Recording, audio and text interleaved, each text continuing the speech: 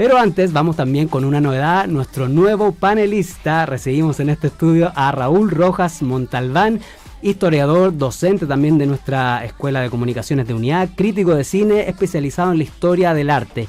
Y tomando una frase que me contó antes de este programa, que él cree que es fundamental entender la historia del arte para entender la cinematografía. Muy bienvenido, Raúl. Muchas gracias, Leonardo, por la invitación. Y claro, yo hago clases de historia del arte y amo mucho el cine y todo, me considero un cinéfilo. Y en la historia del arte encontré muchas respuestas en la imagen que son importantes para entender el cine.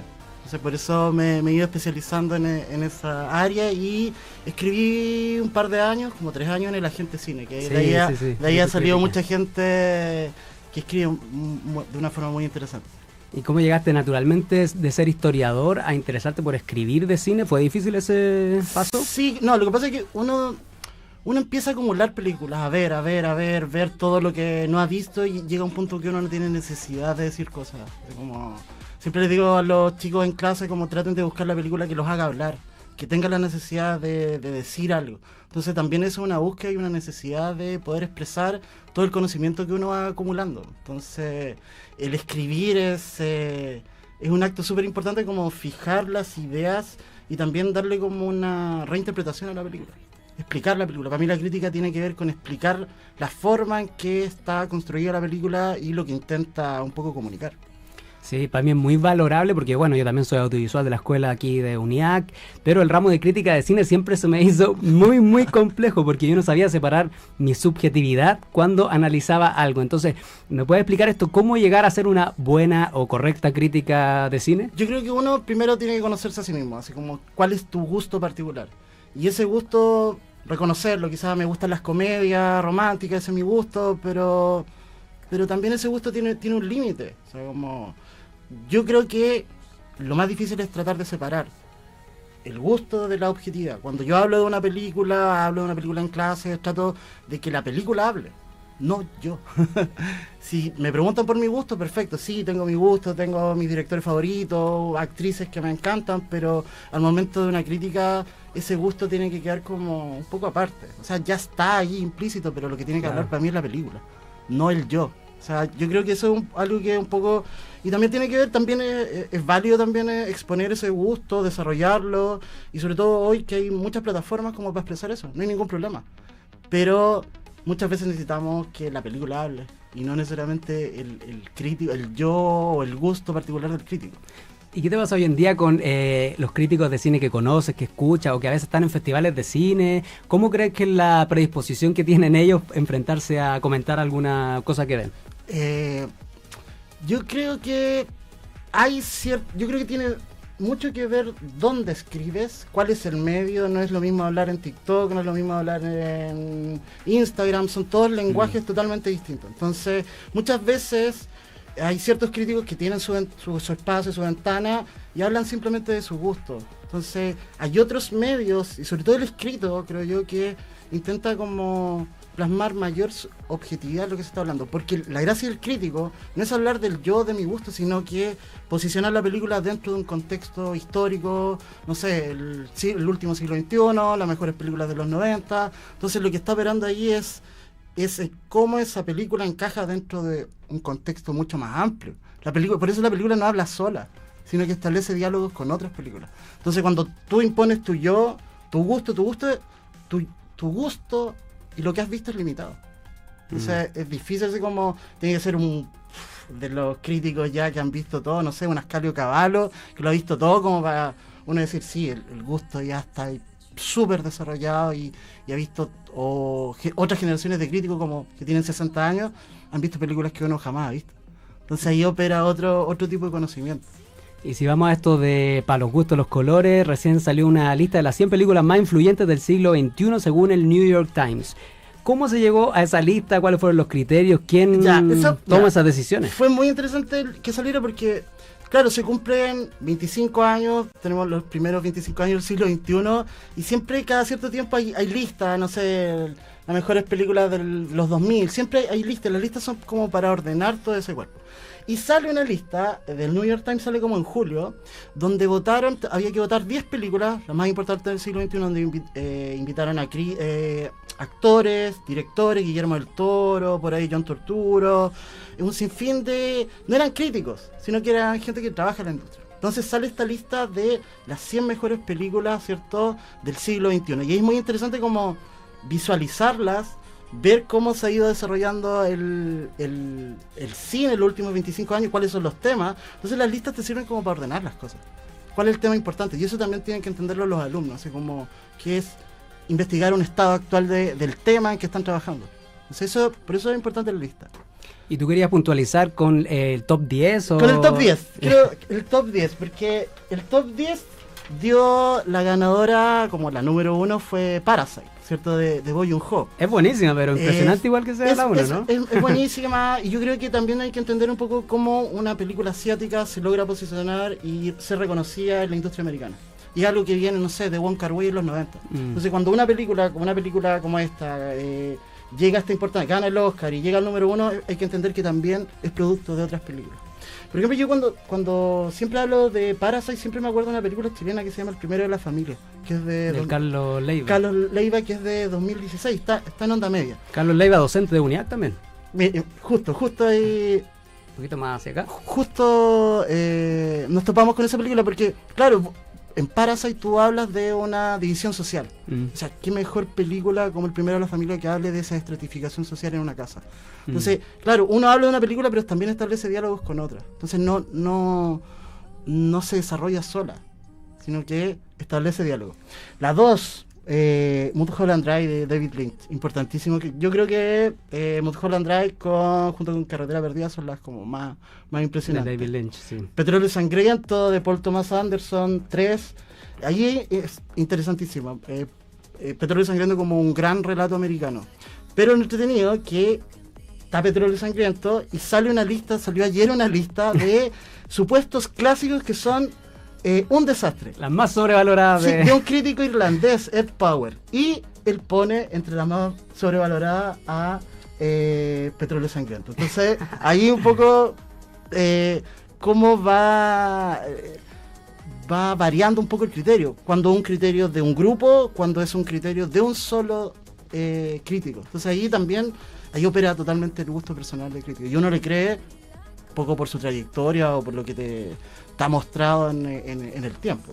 Y si tuvieras que tú hacer tu top 5, tu top 3, ¿o cuál sería tu mejor película? Para mí la película más importante del siglo XXI se llama Zona de Interés de Jonathan Glaze. Y esa película aparece número 12. Chuta, esa no la vi. ¿Nos puedes contar un poco de qué trata? Esa está 12. ¿Por qué para mí? Claro, porque ahí está el gusto. Una película puede ser entretenida, sí, te puede encantar, una buena trama, perfecto. Pero también hay que hablar de las películas que son importantes para el mundo, para la sociedad y de lo que está hablando. Entonces allí un poco tu criterio choca un poco con la importancia de la película. Jonathan Glazer hace esta película que se llama Zona de Interés, que retrata un poco cómo vive una familia dentro del campo de concentración de Auschwitz. Pero lo interesante de la película es que nunca se ve lo que ocurre en el campo de concentración. Todo está circunscrito al hogar, al día a día, ¿cierto? Pero nunca vemos el horror. El horror está en la profundidad del campo. En el fondo se ven el humo y los gritos, las cenizas que esparcen la familia para abonar las plantas. O sea, la indolencia, el dolor, la monstruosidad, una de las grandes heridas del siglo XX, y nosotros vemos a una familia que está totalmente aislada del mundo. Para mí esa es la película más importante del siglo XXI. Y esa película, para mí también tiene uno de los mejores cortes que ha existido en el cine del siglo XXI. Tiene un corte que cruza pasado con presente, que es casi llegando al final de la película. Un poco demostrando que hoy Auschwitz es un museo, pero ese museo todavía existe como presente. Entonces, para mí esa es la película como más relevante y más importante. Y está 12, y un director, para mí, que tiene otra película de culto que se llama Under the Skin, que creo yo que uno de los mejores papeles de Scarlett Johansson que nadie vio. Bueno, nadie le puso atención. Las 2 películas están en Amazon para que le den una vuelta. Les dejamos invitadísimos entonces a ver Zona de Interés en plataformas digitales, y se nos hizo poquísimo el tiempo de hoy, pero les dejamos invitados para el próximo jueves. Va a estar de nuevo Raúl aquí con esta novedad que, si nos están viendo en las cámaras, tenemos unas revistas creadas en la Escuela de Guiones con críticas de cine, las mejores películas, listados y todo lo que hace en la escuela aquí, y eso Raúl. fue una cosa olvidada. Sale la lista de lo mejor del siglo XXI del New York Times, y nosotros en la lista trabajamos también lo mejor del siglo XXI. Fue sin querer. Fue como un poco apelar a un orden para que ellos eligieran las películas, y después sale la lista del New York Times con un orden ya de 100 películas. Nosotros alcanzamos a hacer como 60 películas entre más o menos 2 décadas, 20 años. Bacán, vamos a estar profundizando entonces eso el próximo jueves en Imagen en Movimiento con Raúl Rojas Montalbán. Muchas gracias por la invitación. Nos vemos el próximo jueves. Chao. Gracias. Vamos a retomar un tema que dejamos pendiente la semana pasada. Raúl, ¿cómo estáis? Bien, muchas gracias por la invitación y gracias por estar de nuevo aquí. A todos los que nos están mirando por la señal online de Radio UNIAC, aquí tenemos esto en pantalla, si se ve. Son las revistas de la Escuela de Guiones que se crean cada generación y que Raúl guía este proceso. Cuéntanos un poco de esta... Sí, esto comprende que la Nueva Maya, y en la Nueva Maya había un ramo que se llama Crítica de Cine. Entonces, la idea fue un poco que el ramo fuera un poquito más práctico. Son alumnos que ya tienen bastante experiencia escribiendo, entonces ya están bastante preparados. Entonces lo que hicimos fue como ordenar el semestre, ¿cierto? Para que tuvieran 2 entregas, 2 listas, ¿cierto? Que hicimos, que una... También era como un recorrido, ahí está la casualidad, hicimos un recorrido del siglo, y después sale la lista del New York Times. Entonces fue entretenido ahí como chequear las listas, si le habíamos apuntado o no. Entonces la lista la hice yo. Ya. Y lo primero que comprende, mejores películas del 2001 al 2010. Esa sería como la primera evaluación. Y después, ¿esa revista tiene un nombre? ¿Le pusieron algún título? Este es el viaje del guionista. ¿Ya? Ya. Y acá estuvo de jefa de editora Francisca Ruiz y coeditor Juan Pablo Ibarrondo. Secretaria Antonia Cabrera, y también había una chica de intercambio que se llama Alba Lozano, que era española, muy buena escritura, interesante cómo se mezcló todo, puedo aportar otro punto de vista. Rodrigo Cifuentes, Antonieta Espinosa, Francisca Ruiz y Juan Pablo Ibarrondo y Antonia Cabrera, que fueron los que participaron. Y claro, yo hice la lista y ellos naturalmente eligen la película que a ellos les acomoda para hablar, para un poco especializarse en los temas que les interesan. Entonces, de esa lista, ¿cierto? Salieron 6 textos: El pianista, All Boy, Million Dollar Baby, Los Infiltrados, Volver y The Social Network. Esas fueron la primer cuerpo de textos que salió. ¿Y esa es una construcción colectiva o cada persona se dedica a hacer un análisis película por película? Yo propongo la lista y ellos eligen la película, y ahí las vamos trabajando durante el semestre. Y hay retroalimentación entre todos. Siempre hay conversaciones, o también hay análisis de películas para que ellos puedan llevarlo a su propia elección de películas. Entonces planteamos un modelo de análisis y ellos tienen un poco que llevar ese análisis a sus propias críticas.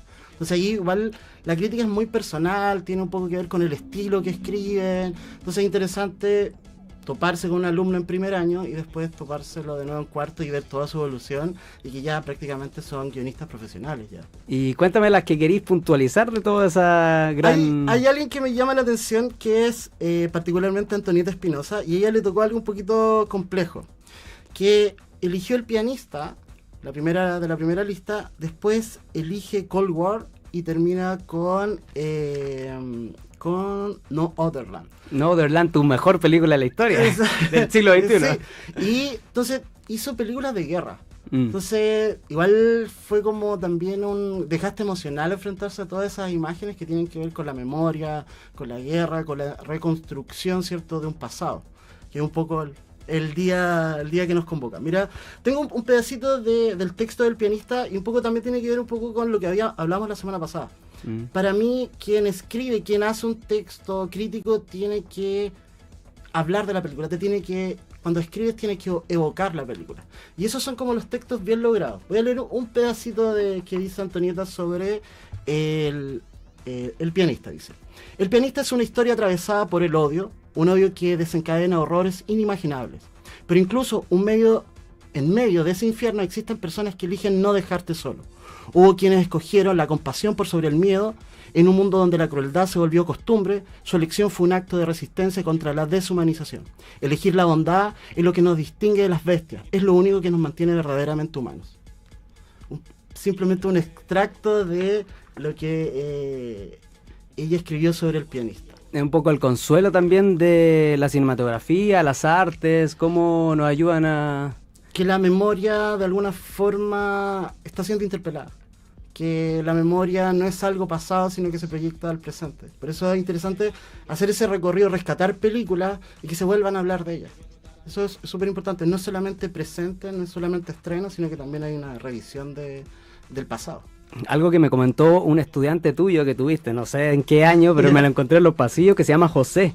¿Ya? Me dijo que tus clases eran demasiado interesantes porque hacías debatir a los alumnos en clase y se generaba una cosa así muy... Sí, siempre aprovechamos no sé, ciertas instancias coyunturales, uno se topa con una película y aprovecha eso y yo abro el debate. Entonces, en el fondo cuando tú debates y pones una película para ser discutida, salen diferentes puntos de vista. Entonces, todos esos puntos de vista uno se va retroalimentando de los puntos de vista de ellos. Entonces, la idea de la película es desarmarla, ver cómo funciona y sobre todo cómo te interpela a ti. Entonces, la gracia de una película, no hay nada peor que le puede pasar a una película que nadie hable de ella, por buena o mala. Entonces eso es lo interesante, generar el debate. Y eso hay que darle el espacio para que ocurra eso. Y él me decía que agradecía mucho, sobre todo esos espacios de debate, como que fue donde más aprendió o le sirvieron... Sobre todo como, claro, es que un poco tú recibes alumno en primer año y tienes que trabajar su pensamiento crítico. ¿Y cómo se trabaja el pensamiento crítico? A través de las películas, de un recorrido histórico de los principales hitos de esas películas, se conversa, se discute, y también ellos tienen la oportunidad de, el segundo semestre, hacer una crítica cinematográfica de lo mejor del año. Entonces ahí de nuevo sale otra lista. Oye, ¿y esta revista o la otra, que todavía no hemos hablado de ella, ¿se pueden encontrar en algún lugar o hay planes a futuro? ¿Cuál sería la estrategia? Dejar los borradores en la escuela y dejar copias en la biblioteca ya corregidas. Hay un pequeño error en los textos de diagramación, pero son detalles. Y quizá agregar un par de textos, pero son detalles. Entonces sería dejar en guiones, en la escuela de guiones, y dejar 2 copias en la biblioteca. Ese es un proyecto a futuro, o sea, todos quienes nos están escuchando, ojalá terminemos el 2025 con este proyecto concreto, ¿no? Claro, lo importante es que ellos mismos se lean. Que otros alumnos puedan aprender la estructura de una crítica y de la memoria y del siglo XXI, ¿cierto? A través de conectarte con estas películas. Y hoy también me traía una recomendación de algo que quieres... Sí, quiero un poco aprovechar la contingencia. Tengo una recomendación en el Cine Arte Normandí que se llama Me rompiste el corazón, dirigida por Boris Kuercha, y que trata el amor apasionado de Roberto Parra y la Negra Esther. Entonces debieran aprovechar el fin de semana, ¿cierto?, de ir a ver algo que tiene que ver mucho con la identidad de San Antonio. Es muy bonito como también el financiamiento que tuvo la película, que era aportes estatales y aportes privados del mismo puerto de San Antonio. Entonces hay una buena oportunidad. También está en el Cine de Normandí y está en el Cine Arte Alameda.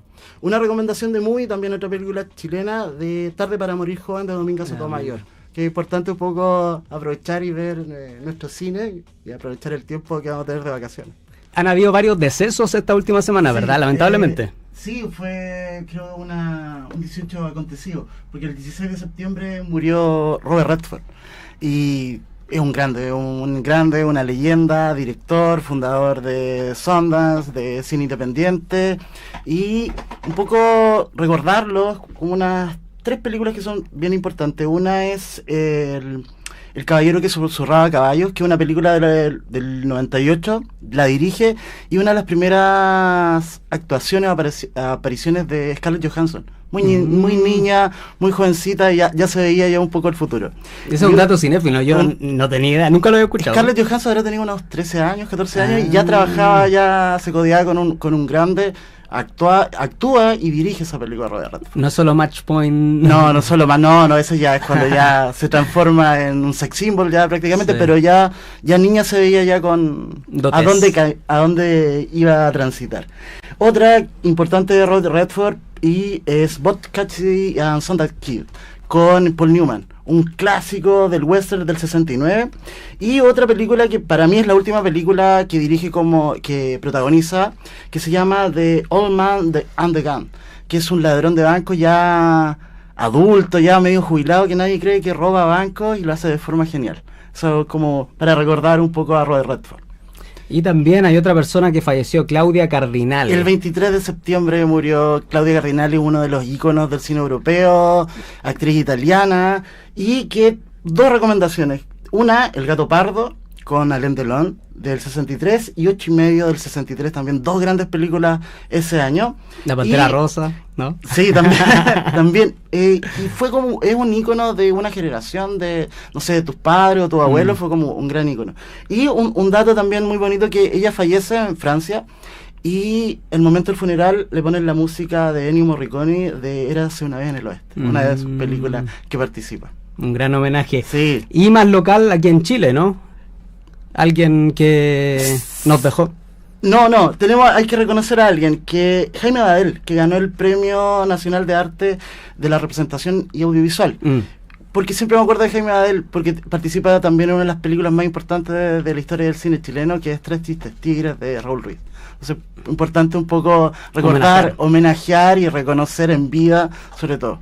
Y ahora vamos con lo que dejamos pendiente hace un par de semanas, que es esto, si lo pueden ver a la cámara, en YouTube o en la transmisión de radio.unidad.cl, que es la otra revista de la Escuela de Guiones, que se llama La Revista, ¿verdad? Es creada por estudiantes junto a ti. Sí, esta es la segunda revista que salió, y esta revista tenía como un carácter un poquito distinto, una búsqueda de los propios alumnos de un poco más vinculado al videojuego, a la animación, tienen diferentes intereses. Ahí participó Vicente Valdés, director de la revista, Catalina Álvarez, asistente y editora, Renato Montenegro, secretario, Simón Riquelme, Gaspar Hernández en diseño. Renato, que está por allá, mira. Sí, por ahí está, llegó ahí, hizo un buen texto ahí de flow. Joan Cisterna, Elian Rojas y María Méndez Nieto, crítica invitada de primer año, que aportó un texto. ¿Y algún destacado de esta lista? Hay alguien que me sorprendió a nivel de texto, que uno los conoce primer año, pero uno no ve generalmente cómo se desarrolla. Me sorprendió mucho Gaspar Hernández con los textos que entregó. Hizo un texto de Shaun of the Dead, que es una comedia de zombies, una comedia de amigos, y mira una de las frases que plantea, dice: más allá de las risas y la sangre, lo que la película pone sobre la mesa, con una cerveza en la mano y música de Queen en fondo, es una pregunta incómoda. ¿Cuánto de vivos estamos en realidad? En una sociedad que nos empuja al consumo, el trabajo repetitivo y a los vínculos superficiales, ¿somos tan distintos a esos zombies que vemos tambalearse por las calles? La alineación del capitalismo moderno está presente en cada esquina, en el supermercado, en la oficina, en la chopería del barrio, donde justamente van a modo de escape. Trump no necesita un mordisco para ser un muerto en vida, ya lo es como tantos otros. Mira, qué interesante y profunda reflexión a algo que pareciera tan superficial. Yo creo que ahí está el valor de la escritura. Ahí el valor de quien escribe, darle una vuelta y una reinterpretación a la película, y en el fondo cómo explicarte. Muchos de estos textos, lo que uno percibe un poco es que uno vuelve a rememorar la película. Y creo que eso debería ser alguien que se dedica a escribir sobre cine, es volver a evocar la película. Y eso es muy entretenido porque te dan ganas de ver la película de nuevo y buscar las cosas que plantea quien escribe. Las distintas capas, distintas lecturas que quizás ni siquiera el propio director o autor algunas veces tiene conciencia de todo lo que puede abarcar. Porque ahí está la capacidad de quien escribe de alguna forma posicionar la película, ¿cierto?, en nuestro entorno, en nuestra sociedad, cómo funciona. Entonces la película se ve de una forma mucho más global. Excelente. Y antes de despedirnos, hay una novedad que según tú va a ser la mejor película, una de las mejores películas de este año 2025, sí, ¿verdad? Como invitar a la audiencia que nos está escuchando que vea la película, porque la próxima semana la vamos a comentar más profundamente, que es Una batalla tras otra. La última película de Paul Thomas Anderson, director de There Will Be Blood, de The Master. Yo creo que es la gran película.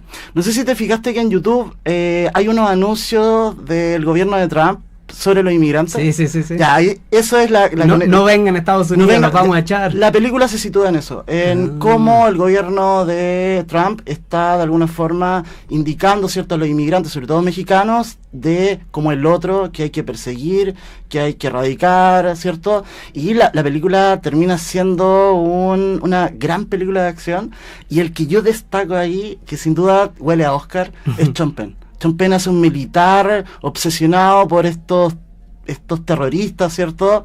Y sale Leonardo DiCaprio también. Leonardo DiCaprio, Sean Penn, excelente, excelente. Así que los invitamos para que la vean, para que la próxima semana nos concentremos directamente en una película que está hablando de los tiempos actuales.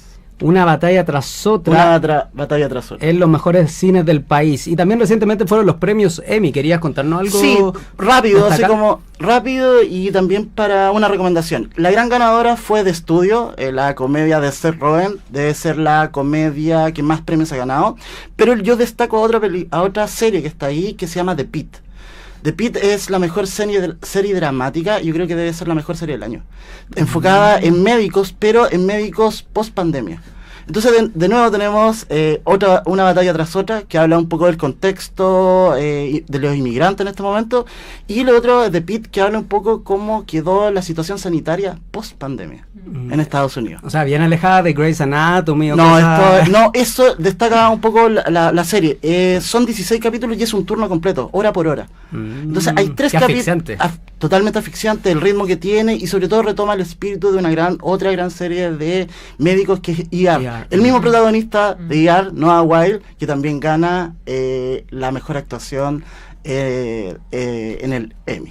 Buenísimo. Entonces estuvimos con Raúl Rojas Montalbán, nuestro crítico especializado en historia del arte, que viene cada semana aquí a comentar lo mejor. Y recuerden ir a ver Una batalla tras otra, porque la próxima semana vamos en profundidad con eso. Los 10 minutos. Muchísimas gracias, Raúl. Nos vemos el próximo jueves. Raúl, ¿cómo estáis? Muy bien, con calor. Con calor, ya empezó este calor de octubre. Recordad también que en capítulo anterior estuvimos viendo y analizando las 2 revistas que se crearon en la Escuela de Guiones, con críticas de estudiantes y que fueron coordinadas y guiadas por Raúl. Así que para la gente después de este capítulo pueden ingresar a YouTube a ver las transmisiones anteriores para enterarse de esto. Pero hoy traes Una batalla tras otra, que es esta película que anunciaste como que te encantó. Yo creo, claro, la gran pregunta que surge es, ¿será Una batalla tras otra el mejor estreno del año? ¿O es incluso una de las mejores películas del año, cuando uno ya empieza a hacer una revisión, ya un poco darle un poco de orden a estos estrenos del año? Porque generalmente este año estuvo un poquito bien cargado al terror. Recuerdo Companion, The Sinner, Weapon, Bring Her Back, y también Denominación de Origen. Uno ya empieza un poco a ordenar en ese sentido. Y me parece uno de los estrenos más potentes y contingentes del año, sin duda. Sí, Una batalla tras otra, o One Battle After Another, escrita y dirigida por Paul Thomas Anderson, protagonizada por Leonardo DiCaprio, Sean Penn, Benicio del Toro, Regina Hall, entre otros, que sigue en cartelera en los cines de Chile porque le ha ido súper bien. Se estrenó a fines de septiembre y creemos que le quedan un par de semanas todavía. Sí, debería quedarle varias semanas. Debe ser la película, el mejor estreno de Paul Thomas Anderson, que no se caracteriza por llevar gran cantidad de gente. Muchas veces él nace un poco del cine independiente, y también hay que entenderlo como un heredero de Martin Scorsese en cuanto al tipo de relato, o el gran relato americano, recordando There With Blood como su gran película. Ahora, la película está basada, ¿cierto?, en una novela de Thomas Pynchon. ¿Quién es Thomas Pynchon? Es parte también de la cultura pop. Si no se recuerda un capítulo de Los Simpsons donde aparece un escritor con la cabeza tapada por una bolsa con un signo de interrogación. Él es Thomas Pynchon, porque es un escritor que ha cuidado mucho su vida personal. No se sabe un poco quién es, sino que lo importante es su trabajo. Y la película está basada, ¿cierto?, en un movimiento revolucionario durante los 60, ¿cierto? Y lo que hace Paul Thomas Anderson es actualizar ese movimiento sobre los derechos civiles en los 60, ¿cierto?, en el contexto de Ronald Reagan y Richard Nixon. Lo actualiza, y un poco qué tienen en común, uno podría preguntarse qué tienen en común Ronald Reagan con Donald Trump. Lo televisivo, ¿no? Como el show. Dos personajes absolutamente televisivos, uno salido del cine y otro de los medios de comunicación. O sea, Donald Trump aparece en capítulos de la lucha libre. O en el reality The Apprentice. Claro, entonces maneja los medios de comunicación. Entonces, interesante cómo adapta, ¿cierto?, ese contexto de los 60, ¿cierto?, lo actualiza hoy en el contexto de cómo está actuando el gobierno de Donald Trump. Entonces, lo interesante es un poco el contexto, pero uno cuando ve la película, uno se queda enganchado por el ritmo del relato. Es muy entretenida. Muy entretenida, es pues una película de acción, con tono, y lo mejor que maneja, creo yo, Paul Thomas Anderson es el tono de la comedia, el chiste. Sí, es una película de acción, uno se sube al auto y es acompañar a los personajes, pero también hay un humor bien interesante. La película la vi 2 veces, entonces tengo una primera impresión así como una película que no te suelta en ningún momento, dura 2 horas 40 y en ningún momento se siente ese ritmo cansino, todo lo contrario. Y desde el tráiler te captura, que es como pasan miles de cosas.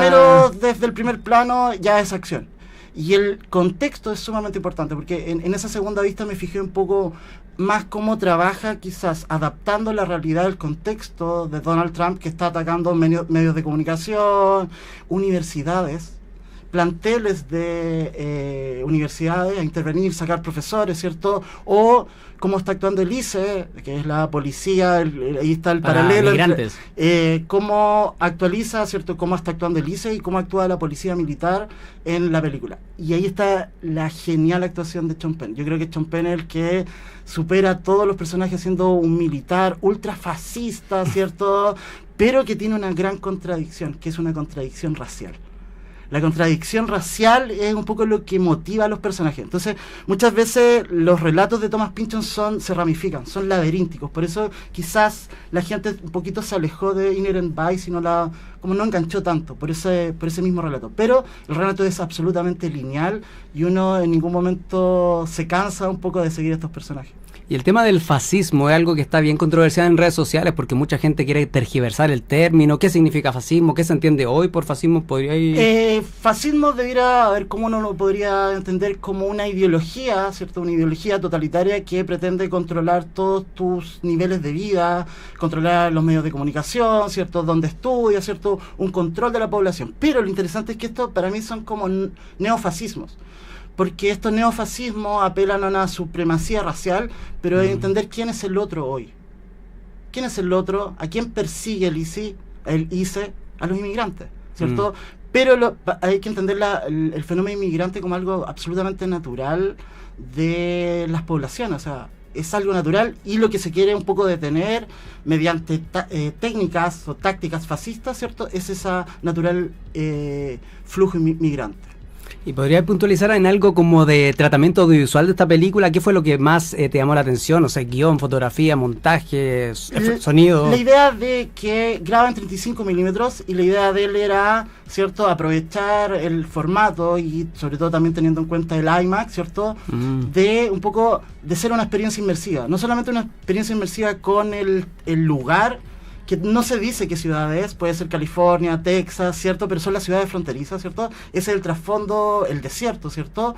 Y utilizan muy bien esa profundidad de campo para entregarte más información, porque uno sigue a los personajes, pero en la profundidad de campo está todo el contexto actual del gobierno de Donald Trump. O sea, hay mucho subtexto que el espectador tiene que darse el trabajo de estar atento, descifrar las capas, ir como desglosando todo. Claro, lo que a mirar no solamente las motivaciones de los personajes, sino de que también es cómo está trabajado, ¿cierto?, el plano y lo que está en la profundidad de campo. En la profundidad de campo está la frontera.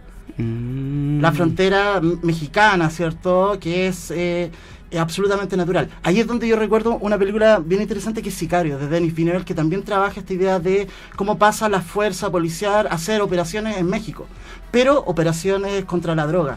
Hoy tú las operaciones las puedes ver en redes sociales, cómo detienen a alguien, ya no es una policía escondida. O lo que hablamos de la publicidad en YouTube, que nos sale de los vamos a deportar a todos. Vamos a buscarlos, de autodenuncias, esa es una forma de... La otra vez incluso salió en la radio aquí en Chile, yo la escuché, iba en un Uber y salía... cada vez sale más seguido. Entonces, no hay pudor ya. Es interesante cómo muestra algo sin apuntar directamente a un discurso evidentemente ideológico. La ideología está en la profundidad de campo. Buenísimo. ¿Y con qué mensaje nos podríamos quedar para que la gente se motive todavía a ir al cine a ver esta película? Yo haría una recomendación de un profesor que se llama Jason Stanley, que es un profesor inmigrante, y este profesor es de los profesores que decía, bueno, si llega Donald Trump, yo me voy a ir. Y hay una entrevista muy buena de él en la BBC News Mundo, donde él dice que ya estamos viviendo con Donald Trump un régimen totalitario. Entonces es interesante ver, y él dice, bueno, ¿qué más voy a mostrarles para decir, oye, esto es lo que está ocurriendo? Y aquí trajiste el libro de él, ¿verdad? Un poco la idea de cómo se actualiza, cómo el fascismo se actualiza de una forma democrática. Eso es lo peligroso. Buenísimo, entonces vayan a ver una batalla tras otra en los mejores cines del país. También nos gustaría escuchar su retroalimentación aquí en redes sociales, en el Instagram de la radio, toda la gente que quiera comentar, ¿qué le parece? Expandir el tema, eso es lo importante, y ser conscientes de cómo opera la ultraderecha. Eso es bien interesante. Y los peligros que se vienen en Chile. Y lo que ocurrió hace poquito, justo estamos en una campaña política donde esas formas se han hecho presentes. Hoy les traigo una película, la última película de Dominga Sotomayor, Limpia, que es una producción, fue una invitación de Fábula con Netflix para que trabajara y adaptara, ¿cierto?, una novela que se llama Swing to Me, que es de Alia Trabuco, que es una escritora chilena. Y fue una grata sorpresa, fue como muy interesante explorar desde dónde relata, ¿cierto?, Dominga Sotomayor esta película. Y es muy interesante también la idea de esta idea que ella misma propone de adoptar un relato. Entonces, ¿de qué se trata? ¿De qué va la película un poco? Y que también se enlaza con el relato. Estela es una trabajadora puertas adentro, y que le tiene que entregar su tiempo, su vida, su cariño a una niña de 6 años, desde el punto de vista de una familia muy acomodada donde veranean en el lago Caburga. Entonces es interesante cómo ese relato, ¿cierto?, es muy íntimo para el espectador. Entonces me sorprendió. Limpia de Dominga Sotomayor se estrenó en la competencia del Festival de San Sebastián en España, está en Netflix ahora y está protagonizada por María Paz Granjan. Ella es la una gran actriz de teatro. Gran actriz de teatro, y ella, de casualidad, ella ya había leído el relato del libro, antes que Dominga incluso. Entonces fue muy bonito, ella el mismo relato como que ya sentía un poco el personaje, y ella también había hecho de trabajadoras domésticas. Entonces muy interesante. Y lo otro también, lo que uno evidentemente recuerda, es la película La Nana de Sebastián Silva, ¿cierto? Sí. Pero con un tono mucho más irónico, más de comedia negra, ¿cierto? Acá es todo lo contrario lo que trata de construir Dominga en su película. Lo bello, creo yo, es que un poco la idea de la nana. ¿Sabes qué significa nana? No, ni idea. Es palabra quechua que se viene de ñaña, y ñaña es hermana mayor. Entonces, claro, es como la adopción, o sea, como lo que significa una nana puertas adentro, ¿cierto? Y dónde está parte de tu familia. Exactamente. Y eso es lo que creo yo que es como muy sensible, cómo entra a la casa, ¿cierto? Recorremos los rincones, ¿cierto? Y muchas veces esta idea de que los padres, independientes de la clase social que estén, siempre tienen que estar trabajando. Entonces siempre, independiente de donde tú estés, esos niños muchas veces crecen con tu abuelo, con el hermano mayor, o en este caso con nanas puertas adentro. Y es interesante esa búsqueda sensible, y sobre todo también la idea de que, claro, no quería hacer una caricatura de la clase alta chilena. Pero es interesante cómo igual observamos cómo viven, su forma de vivir y también su forma de relacionarse con tus propios hijos. Y es interesante esa búsqueda. Y para quienes no hemos visto Limpia, ¿quién sería el antagonista de esta mujer? ¿La niña u otra gente? Yo creo que el antagonismo tiene que ver un poco con la idea de que, y ahí es donde tú empiezas como a mirar los trabajos de Dominga, y hay patrones en común. Es una Estela, ¿cierto? Viene de Chiloé, no tiene su familia aquí, vive puertas adentro, por lo tanto, ¿dónde está su tiempo? Su tiempo, ¿dónde está su vida y su tiempo libre? ¿Dónde está? Dentro de la propia casa. Entonces ahí está esa búsqueda, tu familia está lejos, tu familia no los ves diariamente, ¿cierto? Y ahí está el conflicto, ¿cierto? ¿Dónde está el cariño de Estela? Está con esta niña evidentemente se crea un lazo afectivo importante. La niña es espectacular, Rosa Puga Vitini, son 6 años y creo que maneja muy bien, y esos eran los desafíos para Dominga, un poco de dirigir a esta niña. Y también hay un personaje que es muy entretenido, de un perrito que está entre medio, que también es parte del drama y de las relaciones afectivas que se crean en este mundo tan interno y mundo propio de estos personajes. Gente supliendo necesidades de cariño de distintas maneras. Totalmente. Yo creo que ahí está lo bonito y lo sensible de explorar la película, porque eso creo yo que es un rasgo común con Dominga, que muchas veces relata desde la infancia, desde la adolescencia, Tarde para morir joven, ¿cierto? Son exploraciones, ¿cierto?, de la transición de ser niño a adulto y cómo te enfrentas al mundo, ¿cierto? Y creo que y ahí está como el núcleo del relato, y que también me recuerda, no sé, a la misma sensibilidad de otra directora francesa, que es Céline Sciamma, con Petite Maman. También un punto de vista desde dónde crea el relato, desde el punto de vista del niño, ¿cierto? Entonces tú exploras la casa siguiendo a esta niña, su juego, y constantemente el cariño de esta niña está con esta nana. Muchas veces uno la ve mucho más cariñosa que con los mismos padres. Los padres muchas veces solamente como para dirigir, enseñar, corregir. En cambio, ¿dónde está el cariño real? Parece que está con la nana, no con los propios padres. Entonces ahí está el núcleo afectivo de la película, y claro, invitarlos a que la vean, la exploren, porque también hay un giro dramático bastante importante que no hagamos spoilers. Claro, no, que es sumergirse en esta casa y encontrar cosas. Bacán, entonces les recomendamos ver Limpia, de Dominga Sotomayor, en Netflix. Pero también pasó algo recientemente, que falleció Diane Keaton a los 79 años. Dolor, es cine Diane Keaton, y va a ser inolvidable inolvidable y eterna. Por múltiples formatos, géneros. La que está más a mano es obviamente Siempre darle otra vuelta al Padrino. Ahí es icónica, hay una escena icónica con ella, súper importante. Mucha comedia, el padre de la novia, Annie Hall, alguien tiene que ceder, Manhattan, ¿cierto? Pero yo me quedo con una recomendación que lamentablemente es difícil de pillar. La primera película que Woody Allen dirige y no actúa se llama Interiores. Y es un drama muy cercano, es lo más cercano a Bergman, que es lo que ha hecho Woody Allen, como un poco tributo también al director que lo formó intelectualmente. Y otra que sea más fácil de encontrar. Acá creo que hay que, potenciando un poco el cine femenino y buscar otros circuitos.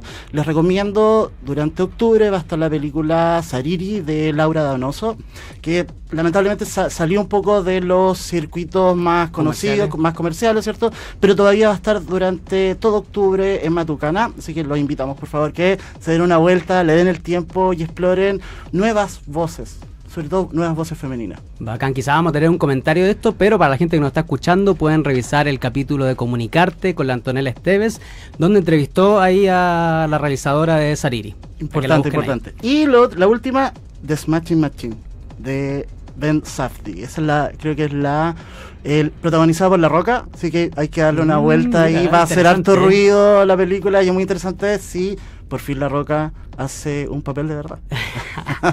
Buenísimo, muchas recomendaciones para este fin de semana, y los dejamos por esta vez con Raúl. Muchísimas gracias, como siempre, por la invitación. Interesantísimo, y nos vemos el próximo jueves. Que estén bien. Estuviste en la van premier de una nueva película que se llama Calle, con K, K-A-Y-E. Calle, de Juan Cáceres, el mismo director de Perro Bomba.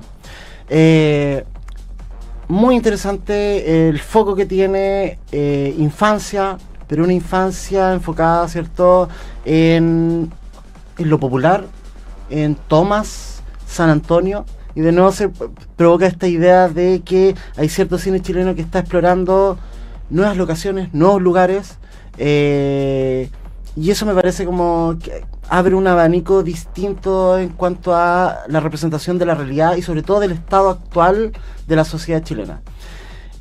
En eso, ¿cierto?, lo que un poco destaca es el trasfondo de la película. ¿Dónde ocurre esta infancia? ¿Dónde ocurre este dolor o este duelo de una niña, ¿cierto?, frente a la pérdida de una amiga, ¿cierto? Claro. Y el foco que tiene un poco es lo que está ocurriendo actualmente. El gobierno hoy está sacando a la gente de las tomas Y sobre todo hay, también un poco como interesante que refleje eso, que hay 5.000 personas en campamentos en San Antonio. 5.000 personas. ¿Solo en San Antonio? Solo en San Antonio. Y eso también un poco refleja la migración, cómo está viviendo, ¿cierto?, el chileno de estratos bajos y populares. Y ahí yo creo que hay un foco y una película que también se demoró 5 años en producirse, que también hay un valor ahí, pero 5 años donde llegas al momento de su estreno, se estrena hoy, reflejando un poco la realidad, o sea, como lo que está pasando actualmente hoy. O sea, ¿cuál es el punto? O sea, como se está expropiando a la gente, pero ¿qué se hace con esa gente? Son como las soluciones parche, ¿no? Claro, o sea, como sacar a esa gente, expropiar de terrenos privados, ¿cierto? Pero ¿dónde va a ir a vivir esa gente? Es un poquito también lo que vamos a estar hablando en un rato más con nuestro invitado, de estas soluciones como de grandes eventos políticos para decir que se está haciendo algo, pero es solo una pequeña medida para la prensa. Claro, o sea, como que se muestra, ¿cierto? Estamos erradicando el campamento, sí, pero ¿y a dónde va a ir esa gente después? ¿Cuál es la solución final? Y enfocarse en eso, o sea, como qué es lo que ocurre, ¿cierto?, en esas infancias, cómo se vive en un lugar precario, donde no hay entretención, lugares, colegios, ¿cierto? Entonces ahí también hay que preguntarse, bueno, ¿qué infancia estamos cuidando? O sea, como hay algo bien interesante ahí en ese reflejo de mostrarte lo que está pasando hoy en Chile. Cuéntame un poco cómo estuvo esa Band Premiere que fue producida por Storyboard Media, distribución, que nuestro invitado la semana pasada, Cristian Sandoval, aquí nos invitó cordialmente. A Matucana 100, ¿cómo estuvo ese evento? ¿El equipo realizador presentó la película? Todo el equipo realizador, ¿cierto?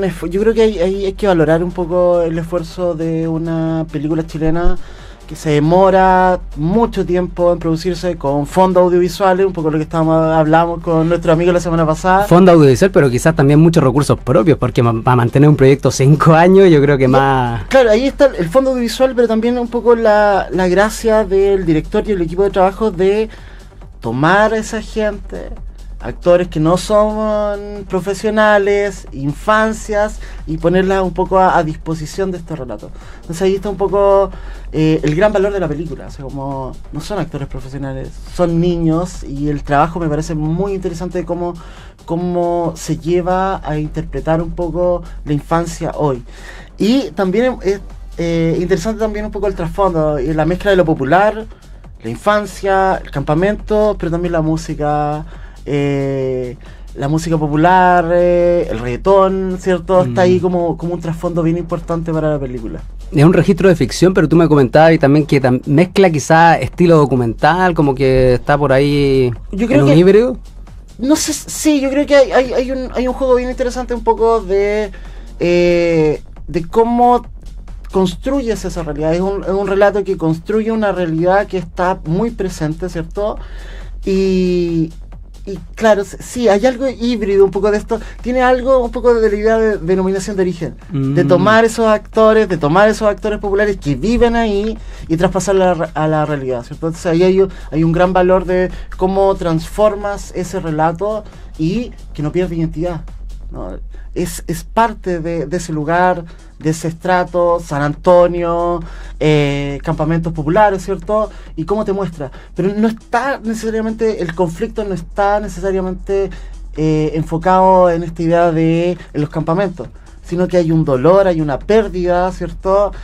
Y habría que preguntarse, y ahí está creo que el trasfondo realmente potente, ¿cuántas infancias, cuántas personas han muerto por balas locas? Es como el gobierno siempre ha puesto como foco en estos, no sé, narcofunerales. Muchas balas, mucha metralleta, ¿cierto? Como una despedida un poco, algo narco, hay algo ahí, pero ¿qué es lo que ocurre ahí con eso? Que el impacto que tiene, ¿cierto? Donde se pierde una infancia, ¿cierto? Y interesante también, o sea, ayer falleció un niño, producto de la delincuencia. De la delincuencia, sí. Entonces la película un poco toma esa idea un poco de, claro, en ese entorno precario, difícil, ¿cierto? No nos estamos preocupando de los niños, que son el futuro. Y eso ahí hay un valor bien grande en reflejar eso. Y claro, toma 5 años en salir la película, pero muy contingente. Hay un valor bien grande en ese sentido. Calle está desde hoy, va a estar disponible en todas las salas comerciales, sobre todo en Cinépolis, también en Matucana 100, en el centro de Alta Alameda, pero también a lo largo del país. Va a estar en Antofagasta, en Viña. Pueden revisar toda la información en el Instagram, @callepelícula, con K-A-Y-E, Calle Película, o en Storyboard Media también en Instagram. Ahí está toda la información. Les dejamos invitadísimos a ese estreno de cine chileno, pero también me gustaría preguntarte si tienes alguna otra película a recomendar que se te venga a la mente a raíz de Calle. A raíz de Calle habría que revisar Perro Bomba, también del mismo realizador. Habría que darle una mirada, cómo se transfiere lo popular, cómo se ha ido transformando. O sea, lo popular no es lo mismo que hace en los 80, los 90, el fenómeno inmigrante también, esta idea de los campamentos. ¿Por qué surgen? De alguna forma ha explotado esta idea de la gran cantidad de gente que está viviendo en este momento en campamentos. O sea, y lo que ocurre en esos campamentos, que se transforman como en pequeños guetos donde el gobierno, el Estado no llega, y ahí es donde aparece otras fuerzas, ¿cierto?, que llegan un poco a controlar estos espacios. Y eso ahí es interesante, cómo logra reflejar esa realidad actual en Chile. Buenísimo, aquí estuvimos entonces con nuestra enciclopedia humana del cine, Raúl Rojas Montalbán, recomendando Calle, y también Perro Bomba para que ahí la busquen si es que está disponible en alguna plataforma, pero los dejamos invitadísimos al cine ahora con Calle. Con Calle, hoy se estrena en más de 30 salas.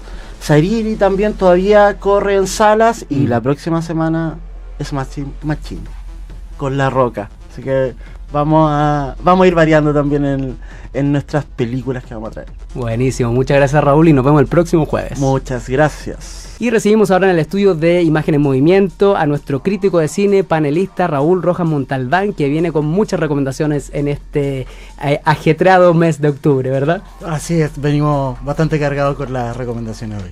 ¿Con qué comenzamos? Partimos, yo creo que para mí debe ser la sorpresa del año, que es Death Machine. Tenía muchas ganas y expectativas de ver esta película, un poco por el trabajo que había hecho el director, que es Ben Safdie, que había trabajado con su hermano. Es una dupla bien talentosa, son jóvenes, y habían hecho 2 películas que a mí me parecieron muy interesantes, el ritmo que tienen, y sobre todo la fuerza que tienen como para dirigir, y lo que muestran un poco sus personajes, que es Good Time y Ancon Games. Pero ¿cuál es la particularidad? Uno de los hermanos, que es Ben Safdie, en esta película dirige solo.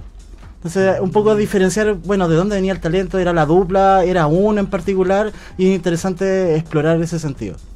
Esta nueva película de Smashing Machine está protagonizada por Dwayne Johnson, La Roca, y por Emily Blunt, ¿verdad? Fue estrenada en el Festival de Cine de Venecia, donde ganó el León de Plata, que sería como el segundo lugar. Sí, bien interesante porque, a ver, ¿cuál es la expectativa que tiene uno cuando va a ver una película con La Roca y con un director como Ben Safdie, que todo sería acción o fuerza? Y me parece interesante que en algún momento yo me perdí un poquito en la película, como en el ritmo. Dije, pero bueno, ¿para dónde va? Y uno va explorando. Y bueno, y me surgió la pregunta un poco cuando estaba viendo la película, bueno, ¿quién está detrás del luchador? ¿Quién es la persona que está detrás? Y la película creo que explora esa leve línea gris entre el espectáculo, el luchador, y la persona personal, la persona en su más puro sentimiento. Entonces creo que explora otras cosas.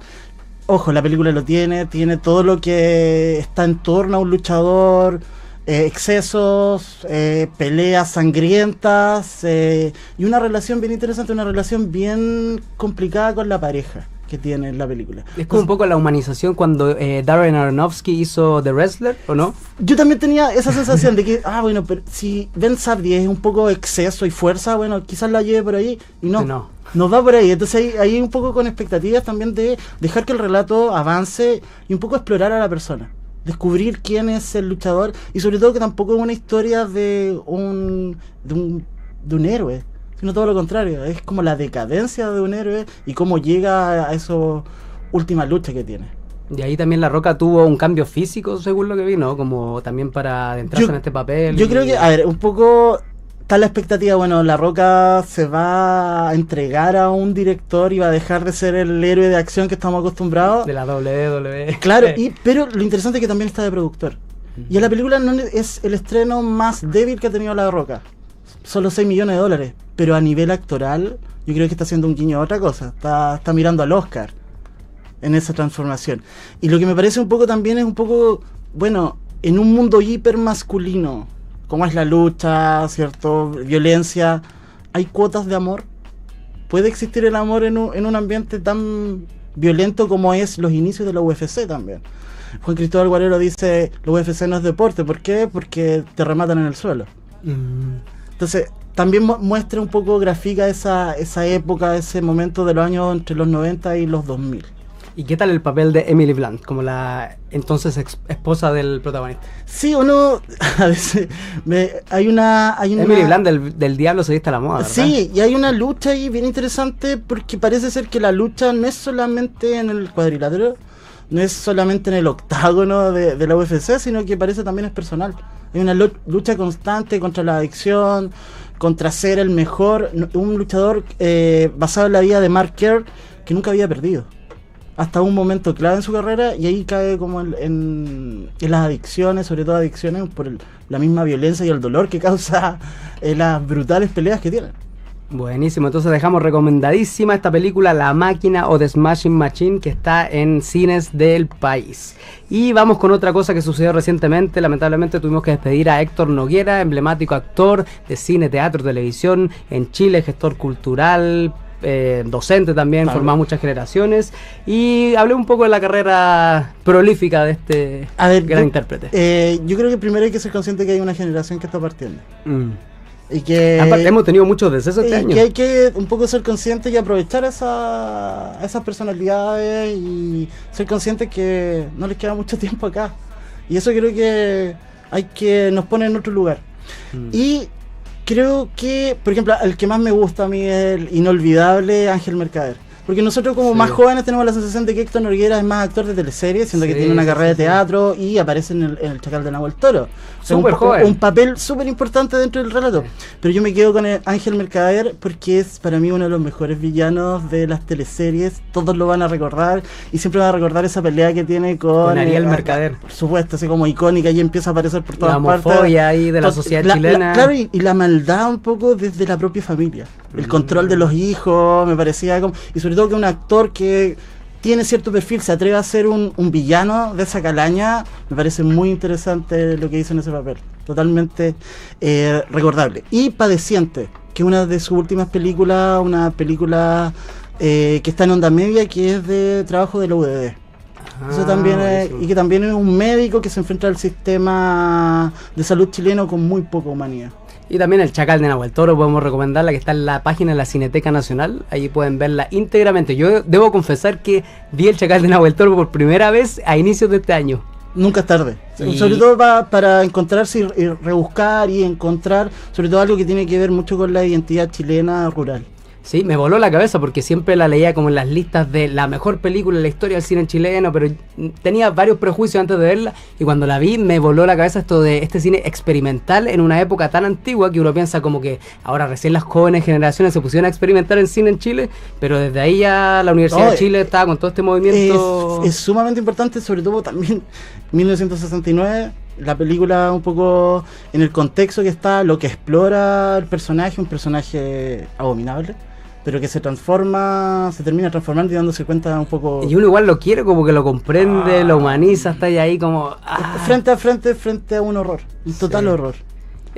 Buenísimo. Antes de continuar, vamos con nuestra mención de cada semana, Masa Miel Panadería y Pastelería. Para endulzar esta hora de la tarde, saludamos a nuestro auspiciador querido, Masa Miel, emprendimiento de tradición familiar. Su casa matriz, Varas Mena 177 San Joaquín, y 2 sucursales aquí en Condel, Barrio Italia, muy cerquita de Universidad UNIAC, Condel 1807 y Seminario 677 Ñuñoa. Atienden de lunes a domingo, y para todos quienes nos escuchan tienen un 20% de descuento en masamiel.cl utilizando el código web Radio UNIAC, todo junto, Radio UNIAC. Cada jueves están aquí en Imagen en Movimiento con sus sabrosos productos, y este es para nuestro querido panelista también, Raúl Rojas Montalbán, Muchas tu regalo gracias. de Mazamiel, Panadería y Pastelería. Si lo puedes abrir y mostrarlo. Necesito algo dulce en la vida. Siempre nos muestran así como será utilería o no, qué tiene esa cajita misteriosa, mientras Raúl la abre. Quisiéramos pedirle a nuestra audiencia que nos comentara qué tipo de invitados le gustaría tener aquí en Imagen en Movimiento, que sea más de cine, televisión, videojuegos, animación, como que ampliemos el espectro de esto, del concepto que engloba la imagen en movimiento, que son todas las artes audiovisuales. Así que nos encantaría que comenten en el Instagram de la Radio UNIAC qué invitados también recomiendan traer o les gustaría qué temáticas toquemos aquí en Imagen en Movimiento. Propongan temas, podemos disparar para todas partes. Así es. ¿Y alguna recomendación de terror antes de despedir este programa de víspera de Halloween? Dos de mis favoritas que las comentamos antes harto en clases, que es Possession de Andrzej Zulawski, director polaco de la generación de Roman Polanski, y una película de una locura. Es como una relación de casados puede terminar en una personificación de un monstruo. Y la otra es Midsommar de Ari Aster, que me gusta mucho la idea de si el terror se puede filmar a la luz del día. Uy, todavía no la veo, pero la tengo ahí presentísima. Para el fin de semana, puede caer. Y tengo también dos... Hay una película de terror que a mí me marcó, creo que solo la pude ver una vez y nunca más, que es una película francesa también que se llama Martyrs, de 2008. Y es una experimentación con el cuerpo llegada al extremo. Un grupo de científicos hacen un experimento de, hasta dónde puede llegar la conciencia y qué hay después de la muerte. Buenísimo. ¿Y todo esto estará en alguna plataforma? Parece que Midsommar está en Prime. Sí, Midsommar estaba en Prime, para que le den una miradita. Por ahí también tendrían que buscar un poquito más. Los cinéfilos ahí fácilmente encuentran todo, así que... Primero investiguen y después busquen dónde pueden encontrarla. ¿Y algo de terror de cine chileno o que sea como género fantástico, terror, drama, un poco...? Tengo una rareza, no necesariamente chilena, pero tengo una rareza que se llama una serie francesa que se llama Les Revenants. Porque hay una pregunta, si tú al terror, si a algo al terror le puedes agregar drama, ¿cierto? ¿Qué te queda? Cuando le sacas lo terrorífico frente a una situación paranormal. ¿Qué pasaría, por ejemplo, si el día de mañana golpean tu puerta y un ser querido llega y te golpea la puerta y dice, sí, estoy bien, no me pasó nada y no recuerda lo que le pasó? Toda esta idea como de un pueblo maldito, ¿cierto? Enclavado en un bosque europeo. Tiene un poco esa característica. Pero es más drama que terror, pero ese drama llega a ser terror en algún momento. Es como los horrores de la vida real son sí, peores sí, que... yo creo que ahí está, hay una... Justo venía pensando esa idea de, ¿dónde está el horror? Si realmente quieren ver el horror, vean documentales. El horror real es vean mucho documentales más... de dictadura, de... Hay un documental, que es un pequeño documental, que es para mí uno de los documentales, y un documental muy, muy cortito, que se llama La sangre de las bestias, que explora un poco, cómo queda la psiquis europea después de los horrores de la Segunda Guerra Mundial. Sí, es buenísimo, es un corto, ¿no? Es un corto, sí. Son como 10 minutos y nunca se lo van a olvidar cuando vean ese pequeño documental. Yo gracias a ese corto me hice vegano. También tiene un doble efecto, puede Sí. una triple lectura de lo que te muestran esas imágenes. Incluso lo mostraban en clase, no sé, con Hernán. Sí. Provocaba un poco ahí a los alumnos, porque salgan de su zona de confort. Buenísimo, yo les recomiendo. Lo último es una serie que está en Netflix que se llama El Club de la Medianoche o The Midnight Club, que está protagonizada por Heather Langenkamp, que está aquí en mi polera, quien es la heroína de las películas de Freddy Krueger, pero ahora de mayor como una medium ahí en un orfanato que está como rondando y tiene una dualidad con una hermana que no puedo contar más. Lamentablemente se canceló después de la primera temporada, pero ahí está para que la chequeen en estas vísperas de Halloween. Así que los dejamos cargadísimo con recomendaciones. Esto es The Mastermind, recién estrenada, así para que la puedan ir a ver. Y lo que te traigo de esta película es azar, jazz e improvisación. Eso creo que son como la entrada un poco para entender un poco esta película, que es... ¿De qué se trata? Un robo de un museo, justo lo que estábamos hablando, ¿cierto? Llega la película justo cuando ocurre el robo absurdo del Louvre.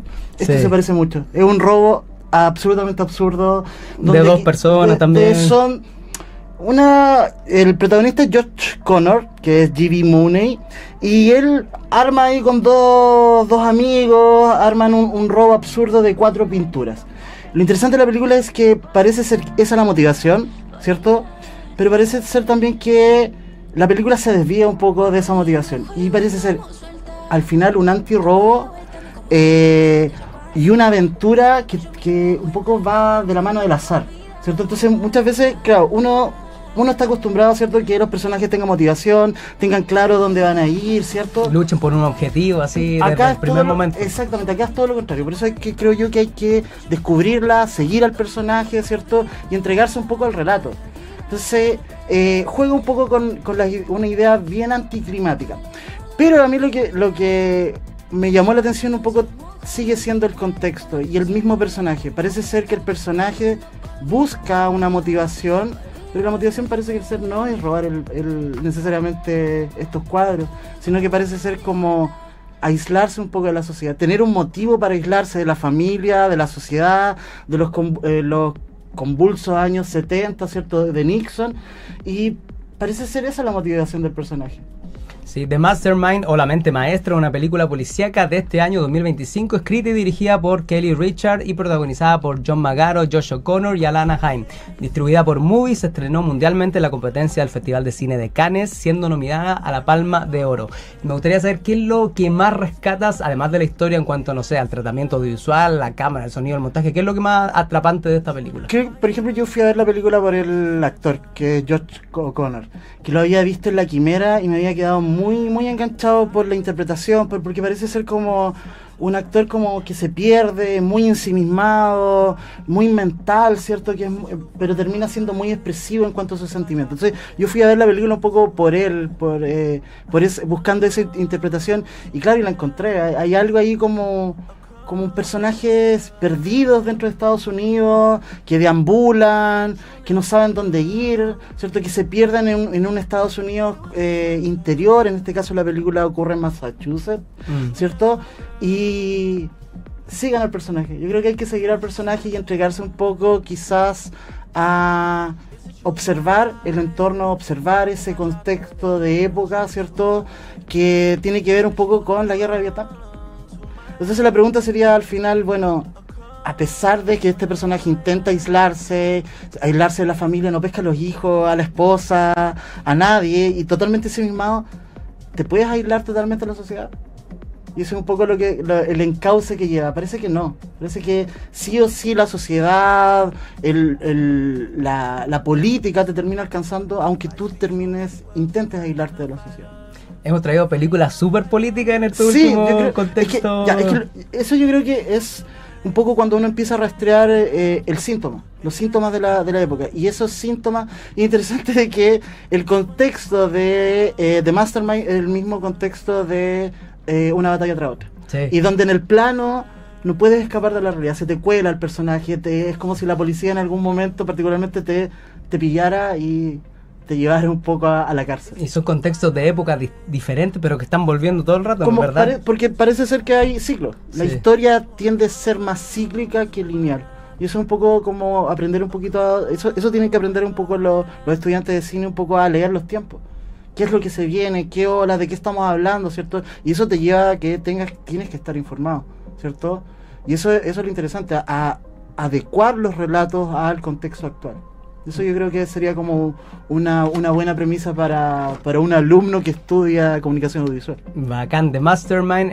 Pueden buscarla quizás en Movie, porque no sé si sigue en cartelera, ¿verdad? Sigue en cartelera, sí, sigue en cartelera. Está en el Cine Arte Alameda todavía, tiene varias funciones, así que para que le den un tiempo y sobre todo como entréguense al relato. Ese sería como mi consejo.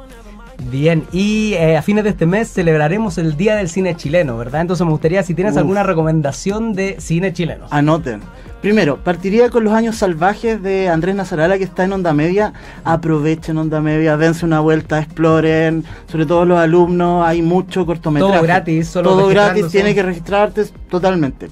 Sigue dos películas habíamos comentado hace algunas partes de semanas, Limpia, y hay dos películas de Dominga Sotomayor que están en Movie, que es Mar y Tarde para Morir Joven. Y Calle sigue en cartelera en Matucana 100. Le ha ido muy bien a Me rompiste el corazón de Boris Cuercha. Sigue en cartelera dando vueltas y eso es un muy buen signo, la comentamos. Pero tengo un par de joyitas aquí y eso sobre todo como para los alumnos. Tristes Tigres de Raúl Ruiz el miércoles 12 a las 18:45 en la Cineteca Nacional. En el Cine Arte Alameda, y en la Cineteca Nacional van a dar el domingo 9 de noviembre Los Colonos de Felipe Gálvez. Hay dos películas bien interesantes para darle una vuelta y aprovechar, ¿cierto?, que están ahí. Y también esta Historia y Geografía en Onda Media, que es para mí una de las mejores películas del 2024, así como dignas de volver a ver y un poco mirarnos cómo estamos hoy en nuestra sociedad, sobre todo con un mundo en una sociedad chilena tan inmigrante. Hay algo bien interesante. Y Mis hermanos sueños despiertos de Claudio Boquimilla, que también está en Onda Media. Genial. Así que se van cargadísimos y aprovechen la oportunidad de ver cine chileno. Buenísimo, vamos a estar recomendando todo este mes de noviembre películas del cine chileno a puertas de la celebración de nuestro Día del Cine Nacional. Así es, vamos con Die My Love o Mátate Amor, una película estadounidense de terror y comedia negra, dirigida por Lynn Ramsey, coescrita por Enda Walsh y protagonizada por Jennifer Lawrence y Robert Pattinson. ¿De qué trata este Mátate Amor? Fue una experiencia bien difícil. No creo que sea para cualquier público. Y creo que es una película que hay que conversarla, desarmarla, para no caer en ciertas obviedades que un poco he leído de ciertas críticas o muchos comentarios en Instagram que no ahondan en la película. Y es súper necesario explorar esta relación, una relación, ¿cierto?, conflictiva, ¿cierto?, de dos jóvenes, una joven pareja que se enfrentan a la maternidad, ¿cierto? Pero uno de los temas centrales que aborda la película sería la depresión postparto. Yo creo que un poco ahonda en ese hecho, pero creo yo que no es el único hecho importante de la película. ¿Y ese tema de la depresión postparto es algo que se explicita o un subtexto que hay que desentrañar? Es interesante. Muchos van a decir que la película se trata sobre eso, pero para mí es mucho más complejo que una depresión postparto. Creo yo que hay que explorarla, profundizar, ¿cierto? Y entender que esta depresión postparto muchas veces viene condicionado de otros factores. Para mí la protagonista no solamente tiene esta depresión postparto por el hecho significativo de enfrentarse a ser madre, o lo que significa ser madre en cuanto al cuerpo, lo que cambia, el cerebro, las modificaciones que hay en el cuerpo, totalmente hormonal, pero creo yo que la protagonista ya venía con una depresión anterior.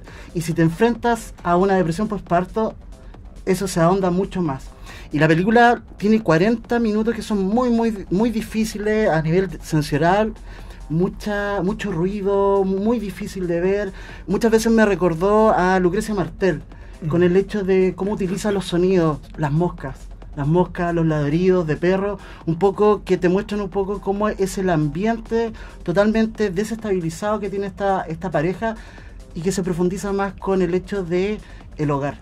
Un hogar aislado, totalmente aislado, ¿cierto?, donde creen que van a estar bien, pero al final pareciera ser que los personajes como que se quedan sin redes de apoyo. Yo creo que ahí hay un tema central que tiene que ver con la depresión. Cómo nosotros nos enfrentamos a una depresión, ¿cierto?, y muchas veces aislamos a esa persona que está, ¿cierto? Y ese aislamiento creo que ahonda mucho más en los problemas psicológicos de una persona. Esta película además está producida por Martin Scorsese y el estudio Tras la Sustancia. Cuando yo vi el tráiler me recordó un poco esa atmósfera bien es difícil, lúgubre. Sí, es porque esos 40 minutos iniciales de alguna forma te llevan a sumergirte en la psicología del personaje, de esta chica, ¿cierto?, de esta madre que se enfrenta a un entorno que no parece tampoco ayudar o contribuir a entenderla, de dónde viene.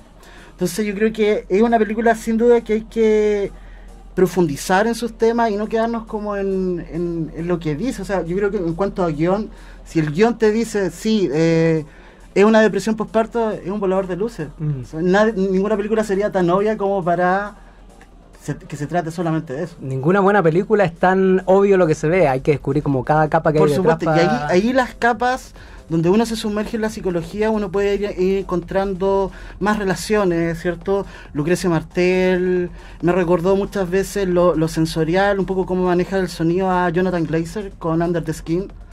o también a Midsommar, que Midsommar también es una película que explora la depresión y cómo tú te enfrentas, ¿cierto? Cómo el mundo occidental enfrenta la depresión aislándote individualmente, y esa secta en Midsommar, cómo la depresión se termina tornando algo grupal, como para expulsar todo ese tormenta psicológica que tienen los personajes. Buenísimo, entonces recomendamos Die My Love o Mátate Amor, que sigue en cartelera en algunos lugares y que quizás pronto va a estar en plataforma. Sí, llegará yo creo que a Movie. Y vamos también con una recomendación de cine chileno, porque recordemos que a fines de este mes se celebra el Día del Cine Nacional. ¿Qué nos Dos traes? recomendaciones, una es Cuando las nubes esconden la sombra, de José Luis Torres Leiva. Que se estrenó hace muy poquito. Se estrenó esta semana, ¿cierto? Tuvo la premier y exalumno de UNIAC, así que una excelente oportunidad. Saludos, para José Luis, que ojalá tenerte pronto aquí. Sería interesante invitarlo. Y Cuerpo Celeste de Naira Illich, también en el Cine Arte Alameda. Y una cosita ahí también bien interesante, Zapatos Chinos, el sábado 15 y 17 horas, de Cristian Sánchez en el Cine Arte Alameda.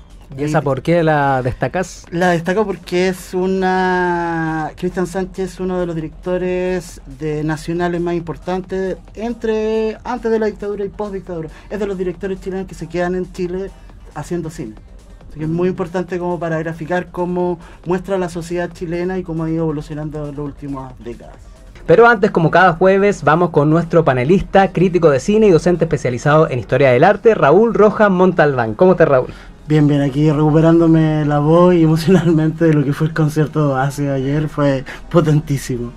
Buenísimo. ¿Qué nos traes hoy para comentar audiovisual? Hoy traigo una película que se estrenó este 13 de noviembre en salas, de José Luis Torres Leiva, que salió de acá de UNIAC, sí, con una vasta carrera, un trabajo muy prolífico entre cortometrajes, ficción, ¿cierto? Y que estrenó la película Cuando las nubes esconden la sombra. Y fue realmente como un buen viaje, un excelente viaje emocional, ¿cierto? Película que se filmó en Puerto Williams y que trata un poco de una actriz que viaja, ¿cierto?, a este recóndito lugar, y la actriz supuestamente tiene que llegar el equipo de grabación, y el equipo de grabación nunca llega. Y ella tiene que quedarse ahí esperando el equipo y nunca llega. Y lo interesante es que el hecho de que ella se quede en este lugar parece conectar con emociones o ciertos traumas que ella trae del pasado. Esa misma soledad que se enfrenta a este paisaje, ese inmenso paisaje, parece conectarla con ciertos duelos que viene la persona. Y eso lo encontré como muy interesante, ese diálogo emocional o esa búsqueda emocional entre todo lo que uno carga, ¿cierto?, nuestro propio pasado, trauma, y sobre todo la idea del duelo, ¿cierto?, enfrentarse a este lugar y a este paisaje. Cuando las nubes se esconden la sombra fue estrenada en el Festival de Cine de Valdivia el año pasado y es una coproducción con Argentina, con el Instituto del Cine o la Universidad del Cine, y tiene una actriz argentina que también estábamos comentando que se relaciona hoy con Fidox, ¿verdad? Sí, esta actriz argentina trabajó con Lucrecia Martel. Y justo Lucrecia Martel hoy estaba dando hace poquita hora una charla. Estaba dando una charla, sí. Muy interesante, claro, ese trabajo, ¿cierto? Traer esta actriz, ¿cierto? Y conectarlo un poco con nuestro propio paisaje. Yo creo que ahí hay algo bien importante, y sobre todo como la cinematografía de José Luis, un poco conectar nuestro propio territorio, ¿cierto?, con estos personajes. Pero a mí de nuevo me vuelve un poco la idea también de lo que habíamos conversado la semana pasada con Die My Love, un poco como ciertos dolores nos llevan como a trabajarlos y un poco estos dolores enfrentarlos un poco en la soledad. Entonces, tiene algo de esta idea de Die My Love, de esta casa totalmente aislada, una depresión, y también este duelo que uno, bueno, ¿cómo te enfrentas a los duelos? ¿Qué trabajo interno hay que realizar un poco como para superar esos duelos? Creo que ahí hay una búsqueda bien interesante. Y sobre todo también la idea de que se nota que hay una búsqueda, que tiene mucho subtexto emocional, y que el guionista ahí que se cabeció demasiado para encontrar respuestas. Uh-huh. También tiene que ver con el azar, porque ella, claro, se encuentra en el pueblo, no conoce a nadie, y empieza a sentir un dolor en la espalda, y ella se conecta y va donde una machi. Y la machi le dice, bueno, aquí hay algo más, parece que está somatizando otras cosas. Y ahí es donde un poco la misma protagonista se empieza como a cuestionar el dolor qué pena trae. Y este azar se encuentra con muchos personajes que viven ahí, personajes que están aislados. Hay una escena también muy, muy bonita de una chica que está amamantando y dice, bueno, mi hijo, el padre es de Chiloé, yo soy de Puerto William, él tiene que nacer navegante. Es como si todos fuéramos un poquito de unas islas. Entonces, también es bello cómo conecta emocionalmente con el paisaje. Oye, en cuanto al lenguaje audiovisual, conociendo el estilo o la cinematografía de José Luis Torres Leiva, ¿esto es un documental, es una ficción? ¿Cómo lo clasificaríamos? Yo creo que hay una mezcla perfecta entre una ficción documental. Y sobre todo la idea de que, claro, José Luis también había trabajado en un documental que también tenía algo de ficción con Ignacio Agüero. Y también en el sur de Chile, sí. Hay una búsqueda también bien interesante. Y sobre todo como visualizar un poco la mezcla quizás del híbrido de los formatos. Yo creo que mezcla muy bien esas dos de esos dos formatos. Y lo otro que también destaco, el nivel técnico, que está excelentemente filmada, las dificultades que debe ser filmar en el sur, el recóndito, en el bosque, en barcazas que van de un lugar a otro. El audio es perfecto. Y los diálogos también estoy muy sorprendido. Y sobre todo como que hay una conversación que tienen los personajes.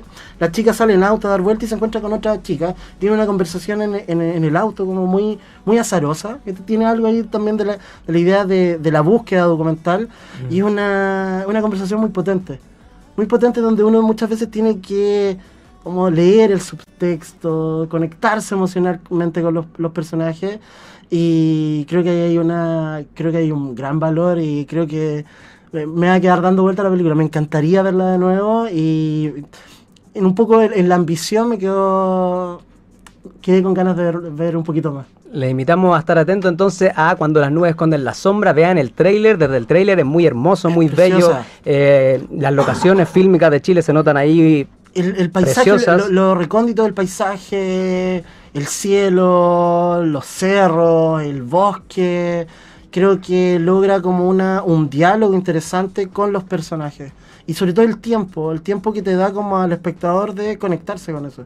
Creo que ahí lo encontré, estoy sorprendido, y también como con cierta carga emocional te deja la película. Pero no es frontal, no te dice cómo tienen que hacer las cosas, sino que te deja como un espacio como para que esos diálogos, o incluso uno también se conecte con sus propios duelos internos. Entonces te das ese espacio como para conectarte. Buenísimo, le dejamos invitados a todos a que vayan a ver al cine mientras esté en cartelera Cuando las nubes esconden la sombra. ¿Y algún dato de cine chileno antes de...? Sí, harto. A ver, Onda Media. Subieron hace poquito Los afectos de Aníbal Jofré, para que les den una vuelta, sobre todo ahí nuestro director de la Escuela de Comunicaciones de UNIAC. Para que los alumnos puedan ver ese trabajo. La corazonada Diego Soto, que va a estar en FIDOX. Y también Diego Soto también tiene Muertes y Maravillas del 2023, que también está en Onda Media.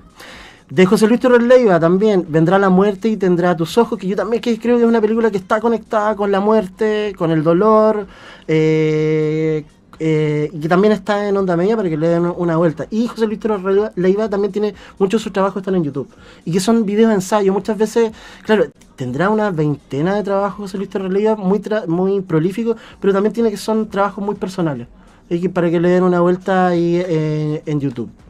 Y también está El viento sabe que vuelvo a casa, de José Luis Torres Leiva, que también es un trabajo que hizo con Ignacio Agüero, para que lo puedan apreciar un poco el trabajo. Así es. ¿Con qué vamos en específico para pasar después a las otras actividades por el Día del Cine Chileno? Traigo en particular algo que me pareció muy, muy particular, que es Cartas a mis padres muertos, del gran cineasta chileno Ignacio Agüero, documentalista, productor, camarógrafo y actor también por ahí. Y es un bello relato porque recorre su propia vida, y sobre todo como el instante, ¿cierto?, de lo que puede significar el golpe militar en cualquier familia, ¿cierto? Cómo tú te enteras de esa noticia, le preguntas a tu madre, a tu familia, y se empieza como que tú propiamente empiezas como a armar un propio relato sobre ese hecho particular, y sobre todo conectando con tu propia familia. Y Carta a mis padres muertos es la conexión que tiene Ignacio Agüero, ¿cierto?, con sus propios padres, su propia vida, ¿cierto?, laboral, de estudiante, de profesional ya, con el golpe. Y sobre todo teniendo en cuenta que su padre particularmente no ve el golpe, y es parte de la familia militar, pero no ve el golpe. Entonces, esa capacidad que tiene Ignacio Agüero de conectar con el pasado y reconstruir un momento muy particular desde su propia casa. Eso lo encuentro como muy destacable, cómo construye ese relato y conecta con el pasado. Ignacio Agüero, de los grandes documentalistas chilenos, junto con Patricio Guzmán, que hacen películas donde pareciera no haber una conexión posible y hacen que todo sea como majestuoso. Claro, y ahí es un poco, creo yo que tiene que ver también con la idea de la memoria que se fragmenta, y parecen ser los documentales de Ignacio Agüero como pedacitos de un rompecabezas mucho mayor, que conecta tanto con la historia de Chile, como también con su vida personal. Y también lo bello también de Ignacio Agüero, en ese rompecabezas uno va mirando y observando cómo Chile va cambiando. Y particularmente lo que tiene Carta a mis padres muertos, claro, que conecta con sus padres, pero hay un centro en el relato que es un dirigente sindical de Madeco. Y ese dirigente sindical de Madeco empieza como a reconstruir su propia detención, pero cómo los sindicatos fueron atacados directamente post-golpe. Entonces ahí también es muy bello el relato y muy tierno, decía el Ignacio Agüero sobre ese relato. Y ese creo yo que es el centro del relato. Buenísimo, esto lo viste en Fidox recientemente, ¿verdad? Exactamente, sí. Y esta película también estuvo seleccionada en el Festival de Cine de Marsella, en FIC Valdivia, ahora en Fidox, y esperemos que siga su quedando curso. vuelta, sí. Yo creo que es una buena oportunidad como para preguntarte, bueno, ¿dónde estaba tu familia en ese momento? ¿Y qué relatos te llegan de tu propio seno familiar? También de Ignacio Agüero podemos recomendar Por el Día del Cine Chileno, Como me da la gana, buenísima, 100 niños esperando un tren, El diario de Agustín y más. Y justo 100 niños esperando un tren va a estar en Cine Arte Alameda el 29. Así que es una oportunidad bien importante. Y es una copia restaurada, remasterizada. Así que tienen que aprovechar, sí, es una excelente oportunidad. Y también dejamos invitadísimos a que revisen redsalasdecine.cl y chilecultura.gov.cl, porque del 27 desde hoy al 30 de noviembre en más de 36 salas en todo el país, en 14 regiones, habrá funciones gratuitas o solo por 1.000 pesos por el Día del Cine Chileno, con reestrenos, películas nuevas, películas antiguas, etcétera. Pero ¿qué más nos trae el Raúl? El día viernes 28 creo que es un día muy entretenido en el Cine Arte Alameda. Me rompiste el corazón a las 2:30. Te encantó esa película. Sí, 100 niños esperando un tren a las 5 y La mentirita blanca en la noche a las 21:15. Así que es todo el día ahí muy entretenido. Cualquiera de esas funciones me parecen bien atractivas. También se está reestrenando, o se va a volver a mostrar El Húsar de la Muerte en varios lugares de Chile por los 100 años de la película. Sábado 29 a 19 horas, Cine Arte Alameda. Y a mí me gustaría recomendar La Batalla de Chile de Patricio Guzmán, con cámara y fotografía de Jorge Müller. También La Tierra Prometida de Miguel Litín, con Carmen Bueno como actriz, vestuarista, cocinera y productora. Y el documental de Ignacio Agüero recorre ese instante también, que fue importante, de los cineastas que no pudieron partir, que se quedaron en Chile trabajando y que lamentablemente fueron presas del gobierno de la dictadura militar. ¿Y alguna recomendación tuya que sea como tu película favorita del cine chileno?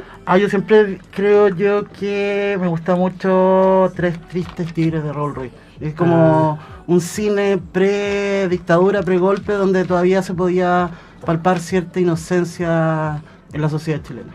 Nuestro panelista, crítico de cine, docente UNIAC, especializado en historia del arte, Raúl Rojas Montalbán, que nos trae muchísimo contenido. ¿Cómo estás, Raúl? Bien, aquí, sobreviviendo al final del semestre. Y al calor de Santiago. Cuéntanos, ¿con qué vamos primero? Primero, una invitación para hoy, jueves 4 de diciembre a las 19 horas, en el auditorio Bueno Miller de la Facultad de Comunicaciones de Imagen de la Universidad de Chile. Va a estar presentando un documental el profesor Fernando Valenzuela. Así que, profesor UNIAC, gran maestro ahí, profesor de montaje, así que para que los alumnos puedan darse una vuelta y una gran oportunidad de ver el trabajo de un profesor. Así es. Y también tuviste recientemente, yo también, en el FIC Viña, Festival Internacional de Cine de Viña del Mar, viendo ahí... Andaba en la playa. Dándome una vuelta, escapándome del calor de Santiago. Sí, muy interesante. Había ido al Festival de Cine Latinoamericano de Viña del Mar hace un par de años, hace tiempo que no iba, y la oportunidad de... Andaba buscando un par de películas importantes del 2025 y fue una gran sorpresa, fue una muy buena oportunidad. Estuve jueves, viernes, sábado y alcancé a ver 4 películas. Entre ellas una que estaba buscando, me la había topado por ahí, Un poeta, una película colombiana de Simón Mesa, un profesor que encuentra en una chica, ¿cierto?, talento para escribir. Pero el personaje es un fracasado, alcohólico, y lo único que quiere es, o se reconoce como poeta, y es un retrato un poco de la sociedad colombiana que hoy de alguna forma se enfrenta a la pobreza. Creo que es muy interesante, y Un poeta yo creo que va a ser de las mejores películas del 2025. Que vamos a tener en unos par de semanas más nuestro top de... Sí, ahí vamos a empezar a comentar y a recopilar. También La corazonada de Diego Soto, también entrañable, cómo se puede hacer pequeñas historias, ¿cierto?, con muy pocos recursos, con tu familia, con la casa de tus viejos, de tus abuelos, y creo que La corazonada debe tener uno de los besos más lindos que he visto en los últimos años. Así que ahí hay una vuelta. Y me topo también con La misteriosa mirada del flamenco, la película de Diego Céspedes, que lleva dando una vuelta en festivales, pasó por Cannes, Festival de Toronto. Ganó un premio en Cannes. Ganó una cierta mirada en Cannes, entonces sí, ya viene con harta, estuvo en Valdivia, y yo veo la película y no sabía de qué se trataba, no sabía de qué iba, no había escuchado. Siempre me gusta como enfrentarme como a la película con sin leer nada ni tráiler ni nada, entonces como es un golpe, y creo que fue como una revelación muy potente. Película ambientada en el desierto chileno, con el telón de fondo, el de la minería, el desierto y un mundo hiper machista, ¿cierto? Un crimen, una venganza, y la protagonista una genial niña de 12 años, Tamara Cortés, que hace de Lidia. Preciosa la película. Y viene a reivindicar que en esos espacios hipermachistas, como puede ser la minería, también hay comunidades de gay, transexuales, y en este caso como esta familia de travestis es en el fondo la familia de esta niña. En ese mundo que está como muy la basura muchas veces, totalmente alejado, también hay amor y hay una familia para esa niña. Si leemos un poco la sinopsis, dice que a principios de los 80, en una familia queer en el desierto chileno, se les culpa de una misteriosa enfermedad que está empezando a propagarse, que dice que se transmite por una sola mirada cuando un hombre se enamora de otro hombre. Pasión, amor, y también la idea de las cosas que se trabajan de una forma metafórica y que no se dicen frontalmente, y que tiene que ver un poco allí, yo creo que allí, teniendo en cuenta que la película se va a estrenar el próximo año, es como para que el mismo espectador descubra cuál es esa enfermedad. Puede ser obvia en ese mundo, pero es un misterio en la época, que hasta en los años 80 no había test, no había forma a veces, pero también a veces yo también pensé, yo vengo de una familia de mineros y sé que también los mineros, la forma de trabajar, la dura forma de trabajar también lleva a tener enfermedades como la silicosis, tuberculosis. Entonces hay una serie de enfermedades que polulan ahí que son bastante interesantes. O con estos materiales como el asbesto que contamina también, la salud, cáncer. Claro, entonces como ahí hay varias lecturas de esa enfermedad, pero es muy sensible la película, y se nota que Diego Céspedes ha visto mucho cine. Entonces es una película que sí habla de una película, no sé, como Pink Flamingos, pero en el desierto chileno. Y también polula la idea un poco de la venganza y del código del western. Entonces yo creo que ahí hay una película muy importante chilena para el 2025. Y esa también la vinculamos con algo que sucedió recientemente, la conmemoración del Día Internacional contra el VIH-Sida, contra la lucha contra el SIDA. Tan inmundo y tan feliz, ¿verdad? Sí, un documental de Vinci Ollarse que retrata un poco, reconstruye la figura de Hija de Perra, ¿cierto? Y la reconstruye porque él había tenido una relación, había sido parte de protagonista de sus películas, de Empanada de Pino, de videos musicales, y viene a reconstruir este personaje y el legado un poco de esta persona que no encaja en ninguna categoría, ni siquiera ella se veía a sí misma como parte de una comunidad, sino que soy hija de perra y no me puedo clasificar en nada. Pero también es bastante interesante cómo se vuelve un personaje súper importante para ciertas comunidades y lugares que son de resistencia. Yo creo que las dos películas, tanto Hijo de Perra como La misteriosa mirada del flamenco, hablan de ciertos espacios de comunidades que se resisten resisten y que han resistido décadas y siglos y que independiente del gobierno que pase, siempre van a resistir de alguna forma. Es un poco lo bonito que sucedió en FIC Viña, que lo vimos por redes sociales, tú lo viste in situ ahí, de la ovación a la película. Una ovación absolutamente espontánea y fueron, creo que yo, muy importante como el ambiente, la visibilidad, la forma en que se está contada la película y el discurso de Paula Dinamarca. Mamá Boa, se van a recordar de Mamá Boa porque es todo un útero materno para ella. Siendo una transexual, cumple esa función. Y se mandó un discurso súper importante que habla de resistencia frente a los tiempos que estamos viviendo. Buenísimo. Oye, ¿y algo más que hayáis visto en FIC Viña que quieras recomendar? De FIC Viña, sí.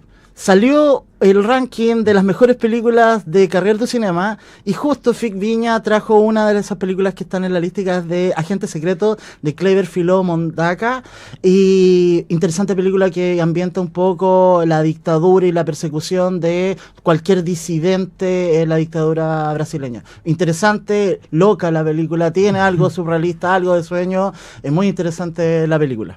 Buenísimo, seguimos con películas políticas, de disidencia, de diversidad. De persecución, de cárcel. Para la próxima semana, Un simple accidente de Jafar Panahi, director que ha estado encarcelado por el gobierno iraní varias veces y le tienen prometido cuando vuelva a su país se va a la cárcel por haber hecho esta película sin el permiso del gobierno iraní. Así que, ¿y esa película está en cartelera? Está en cartelera, acaba de llegar al Cine Arte Alameda, así que la vamos a comentar la próxima semana. Buenísimo, vayan a verla para que analicemos con Raúl la próxima semana aquí el jueves a la 1:30 de la tarde. Perfecto. Nos vemos la próxima, gracias por Cuídate, todo. que estés bien. Cuéntame qué nos traes ahora. Traigo quizás una de las películas más importantes del año, Un simple accidente de Jafar Panahi, director iraní, que ha causado harto ruido porque... Uno, el director ha estado detenido varias veces, por lo menos 2 veces detenido por el régimen iraní, y cuando hace esta película sin el consentimiento del gobierno, cuando vuelva Jafar Panahi a Irán, va a ser detenido de nuevo.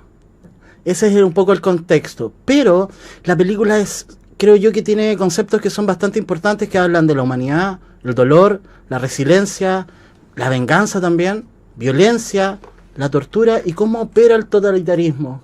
Tema que ya habíamos hablado con una batalla tras otra, cómo opera hoy el totalitarismo.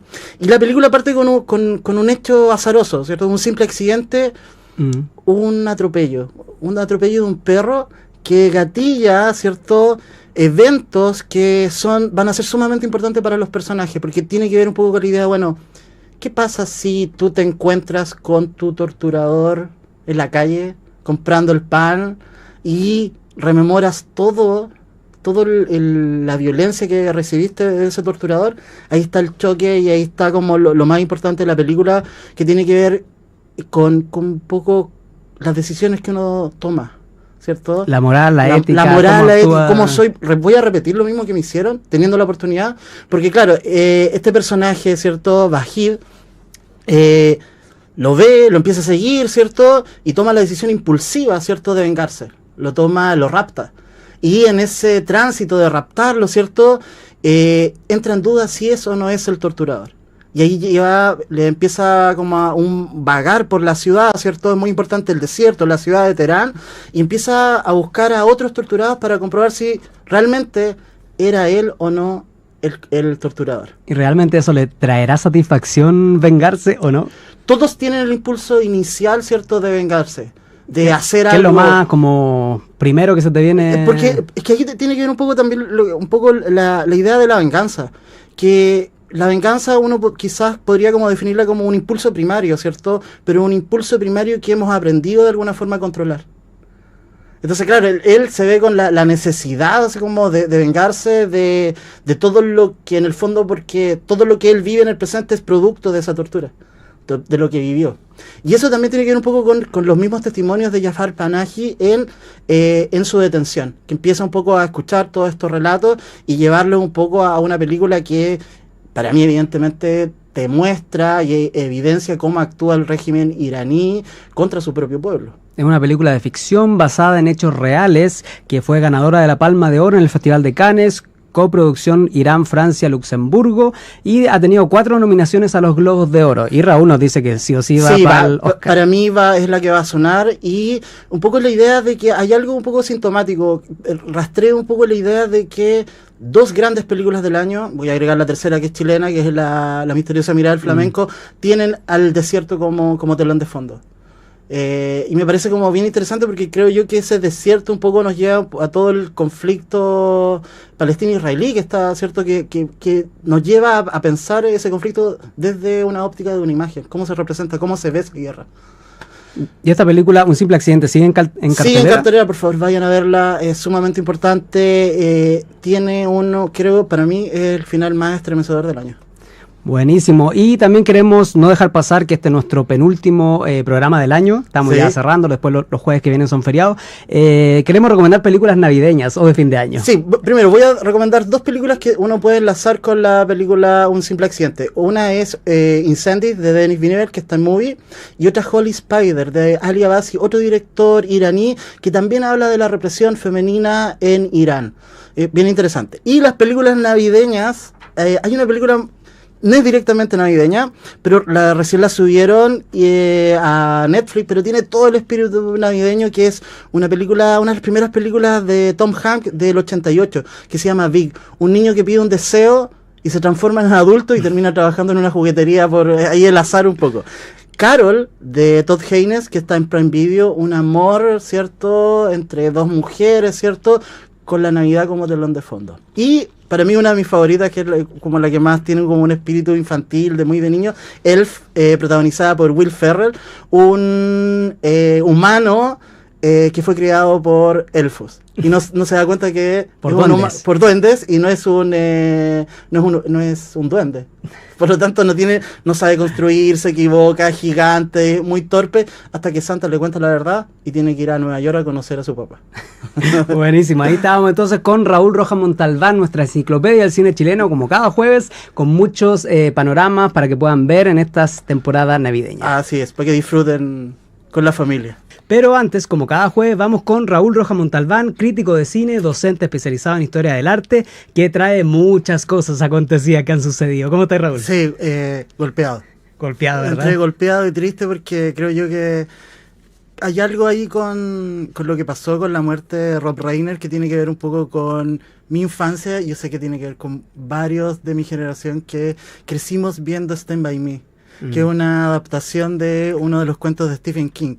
Y claro, fallece de una forma muy extraña, su hijo involucrado, la familia, y es un golpe bastante duro para el medio, y sobre todo que también como para el medio, para una generación, y sobre todo Rob Reiner se caracteriza por ser un director muy variado y nunca se quedó como en el mismo tema, y tiene una pasada que es increíble. Stand By Me, bueno, él parte con este falso documental Dicey Spinal Tap del 84, Stand By Me el 86, La princesa prometida, cuando Harry conoció a Sally el 89, Misery el 90 y el 92 a Few Good Men el 92, que es una pasada, pero son como 5 películas que uno un poco podría mirar y compararlo con Spielberg, y Spielberg no sé si tiene 5 películas top o importantes.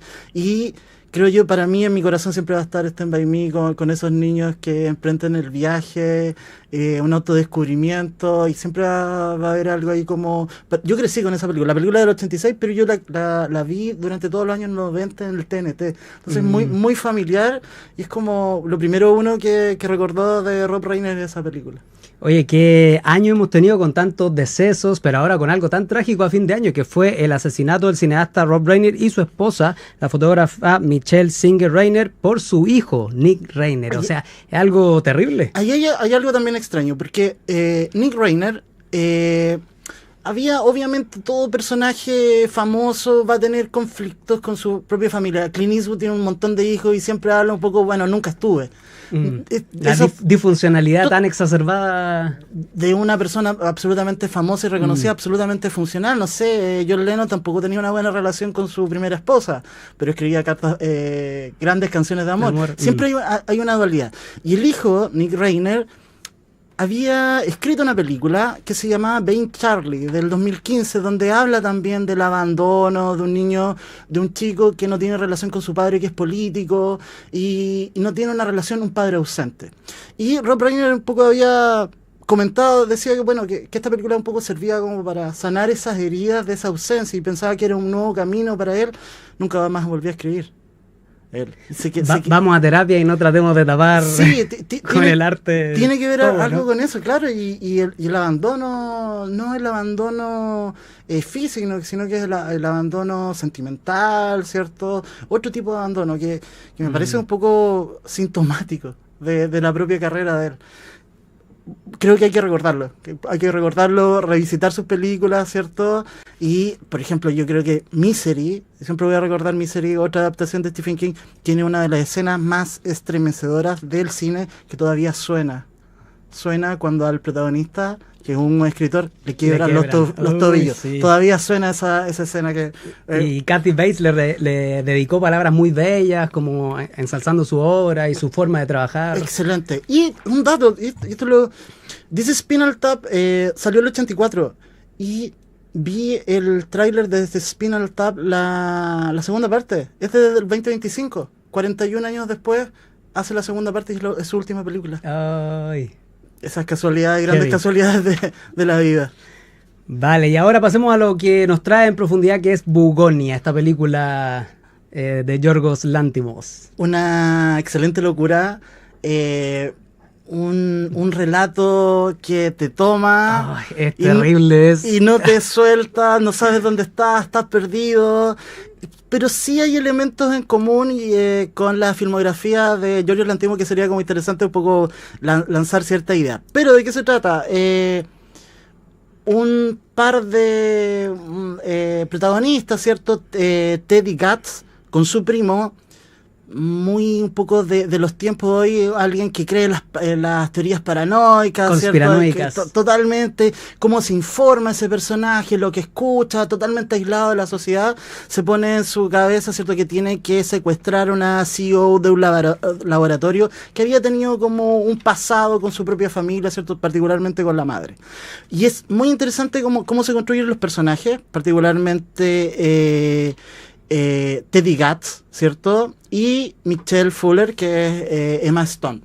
Y ahí es muy interesante cómo se construyen los personajes, de cómo este personaje está loco, está mal informado, vive su propia realidad, pero lo interesante es que este personaje sirve como para que se choque con la realidad. ¿Cuál es la realidad? No sé, todos tenemos que trabajar, pagar impuestos, no sé, ir al médico, al colegio. Hay un sistema ahí, ¿cierto? Y el personaje constantemente choca con este sistema y lo cuestiona. ¿Quién eres tú? ¿Eres realmente una CEO? Y ahí un poco lo que te atrapa un poco es qué es lo que le cuestiona a Emma Stone este protagonista, que es bastante interesante. Sí, esta película estuvo estrenada en el Festival de Cine de Venecia, también estuvo en San Sebastián, Morelia, Busan, ahora está nominada a 3 Globos de Oro, 3 Critics' Choice, a los Satellite, a los Gotham, a los AFI, en fin, es una gran película que esperamos que va a ser muy premiada en los próximos meses. Sí, también es difícil. Yo creo que el cine de Yorgos Lanthimos no es para todos. No es fácil. Yo creo que hay algo ahí como es un nicho, pero un nicho que tiene fanáticos, Yorgos Lanthimos, y sobre todo la idea, ya viene trabajando con Emma Stone, es la cuarta película que tiene con Emma Stone, donde uno puede ver ciertos temas en común, y lo que yo veo ahí en común es la idea de una lógica del encierro. Hay los personajes, ¿cierto?, la mayoría femeninos, siempre son encerrados. Hay un patrón ahí bastante interesante. Pero también tiene que ver un poco, bueno, cómo trabajamos la metáfora. O sea, estamos viendo la realidad, pero la realidad choca, ¿cierto?, con el propio tema que plantea. Y lo que tiene ahí, lo que destaca un poco, es la idea del cuestionamiento a la realidad. Y a mí se me pasó por la mente, ahí hay una referencia que no tiene nada que ver con la película, pero sí presenta los mismos personajes, un personaje que se enfrenta a la realidad, de nuevo como que chocara con la realidad y no pudiera enfrentarse a ella, o no pudiera aceptarla, que es una película de John Carpenter que se llama Day Alive, del 88. Tiene quizás una premisa muy parecida, una realidad, pero esa realidad, ¿dónde está? Y ese cómo devela el género es lo entretenido de Bugonia. Y aquí tiene un poco la idea también de Bugonia. Bugonia era una teoría, ¿cierto?, de que no se sabía cómo se reproducían las abejas. Y la película parte con esa metáfora de las abejas. Que uno no entiende para qué, pero después... Pero se desarrolla excelentemente, ¿cierto? Sí. Está el planting, ¿cierto? Y se desarrolla muy, muy interesantemente porque también habla de un sistema. Las abejas son un sistema, viven en un sistema, ¿cierto? Pero ese sistema hoy está cuestionado. Y está en peligro. Y está en peligro. Entonces ahí hay una vuelta. El dato interesante es que la película, y ahí yo no sabía, la tuve que investigar, es un remake de una película coreana que se llama Save the Green Planet.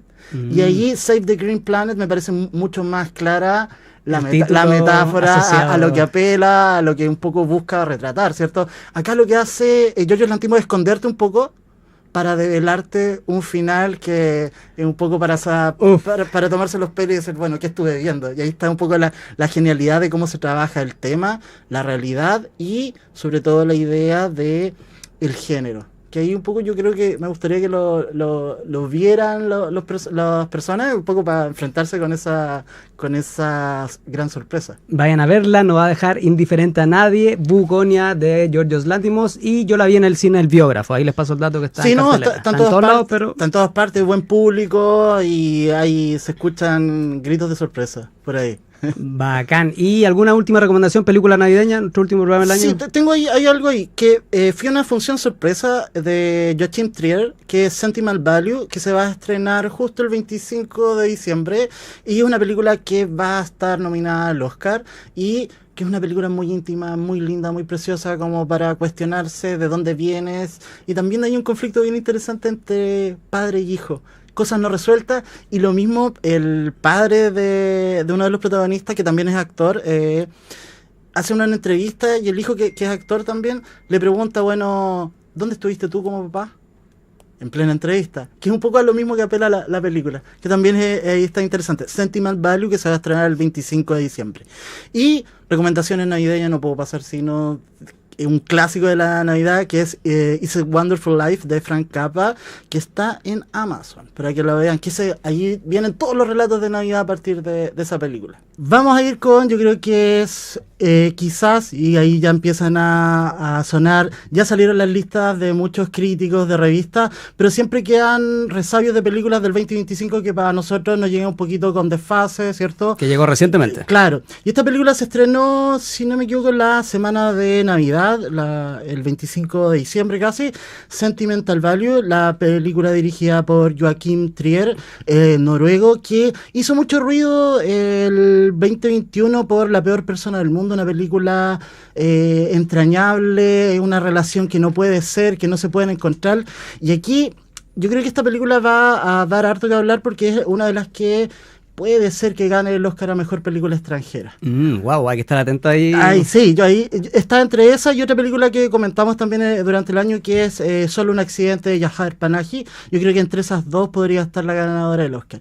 ¿Y de qué va la película? Es muy interesante porque muchos esperan que la película fuera muy parecida a La peor persona del mundo, y la película no va por ahí, es muy distinta, y yo creo que es una película donde el director está madurando ideas, y lo hace muy interesante cómo construye un relato, una fractura familiar en torno a una casa, a un hogar típicamente escandinavo, con su recoveco, con sus rincones, y muy bonito cómo explora la memoria y la fractura familiar a partir de esta casa simbólica, que no es una casa fantasma como uno lo podría esperar, sino que es una casa donde parece ser que se quedan grabados los recuerdos de cada una de las personas que pasaron, y que son muchas generaciones, son casas mucho más antiguas que la que nosotros convivimos, ¿cierto? Es como casas que tienen más de 100 años y han pasado varias generaciones ahí.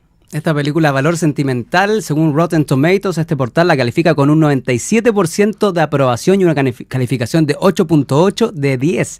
IndieWire la clasificó como el puesto número 21 de las 100 mejores películas de la década del 2020. Es candidata a la mejor película internacional en la próxima edición de los premios Oscar 2026. Y también alaba mucho la actuación de Stellan Skarsgård. Sí.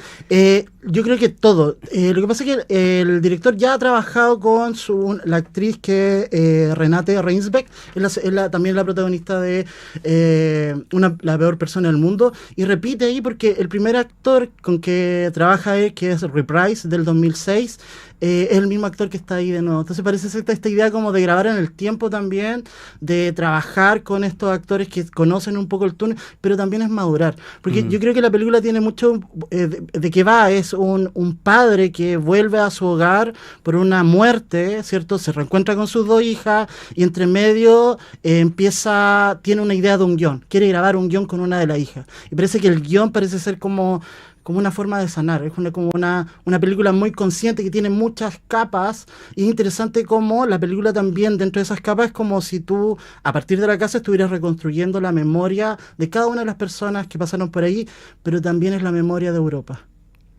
Entonces ahí hay algo muy interesante, como esa figura de la casa termina siendo un reflejo de hoy, de cómo está el mundo también, y cómo está el mundo hoy, una Europa absolutamente fracturada, donde esos antiguos poderes ya no existen tus abuelos. Hoy Estados Unidos manda al mundo, y el padre, que fue el Imperio Británico, ya no tiene el poder para un poco mandar el mundo. Entonces también es interesante esa doble lectura. Películas muy políticas, esta Sentimental Value sigue en cartelera en algunos cines y les invitamos a verla. Y también hay un punto comparativo, una película la última película de Noah Baumbach, Jake Kelly, que trabaja George Clooney y Adam Sandler, y pésima la película, es una de las películas más malas que he visto el 25, teniendo en cuenta... No, hay que verla, yo creo que hay que verla porque también se trata de un actor que siente nostalgia por el pasado y le van a hacer un homenaje en un festival de cine. Pero es muy, muy superficial la forma que se accede a esa nostalgia. Y por eso he entretenido como compararla, desde el punto de vista de las capas de guión y un poco la metáfora que intenta reconstruir. Y no olvidar también la idea de este hogar también me remite un poco a otra película que comentamos, Carta a mis padres muertos. Se puede construir un relato a partir de tu propio hogar. Y eso es muy, muy bonito. Que también va a estar en el Festival de Cine UC entre el 9 y el 24 de enero. Buenísimo. Y pasemos a lo que sucedió recientemente. El pasado 28 de diciembre nos dejó Brigitte Bardot a los 91 años. Este ícono francés del cine, la música, de la moda, de la liberación femenina, y Dios creó una mujer, de Roger Vadim, El desprecio de Godard, y una película que es muy entretenida, La verdad, de 960, una joven acusada de asesinar a su amante. Muy entretenida como esa idea, o también Viva María, 2 bailarinas revolucionarias. También un ícono feminista muy importante, donde se transformó en un ícono del cine y de la moda también. Buenísimo. ¿Cuál película de Brigitte Bardot le recomienda a la audiencia para que Yo partiría con Y Dios creó una mujer, de Roger Vadim. ¿Por qué? Porque ella va, ¿dónde va sus restos? Van a descansar sus restos con sus padres y su primer esposo, que es Roger Vadim, que es quien la descubre. Buenísimo. Agradecemos a Raúl por estar aquí, como siempre, toda esta temporada. Te esperamos próximamente. Ahí. Vuelvan a revisar los programas anteriores, porque sin querer hicimos un recorrido de lo mejor del 2025, que va a estar muy en boga. Se vienen los Oscar ahora, claro, muchos premios. Y van a poder revisar muchas de las películas que comentamos están en esa lista.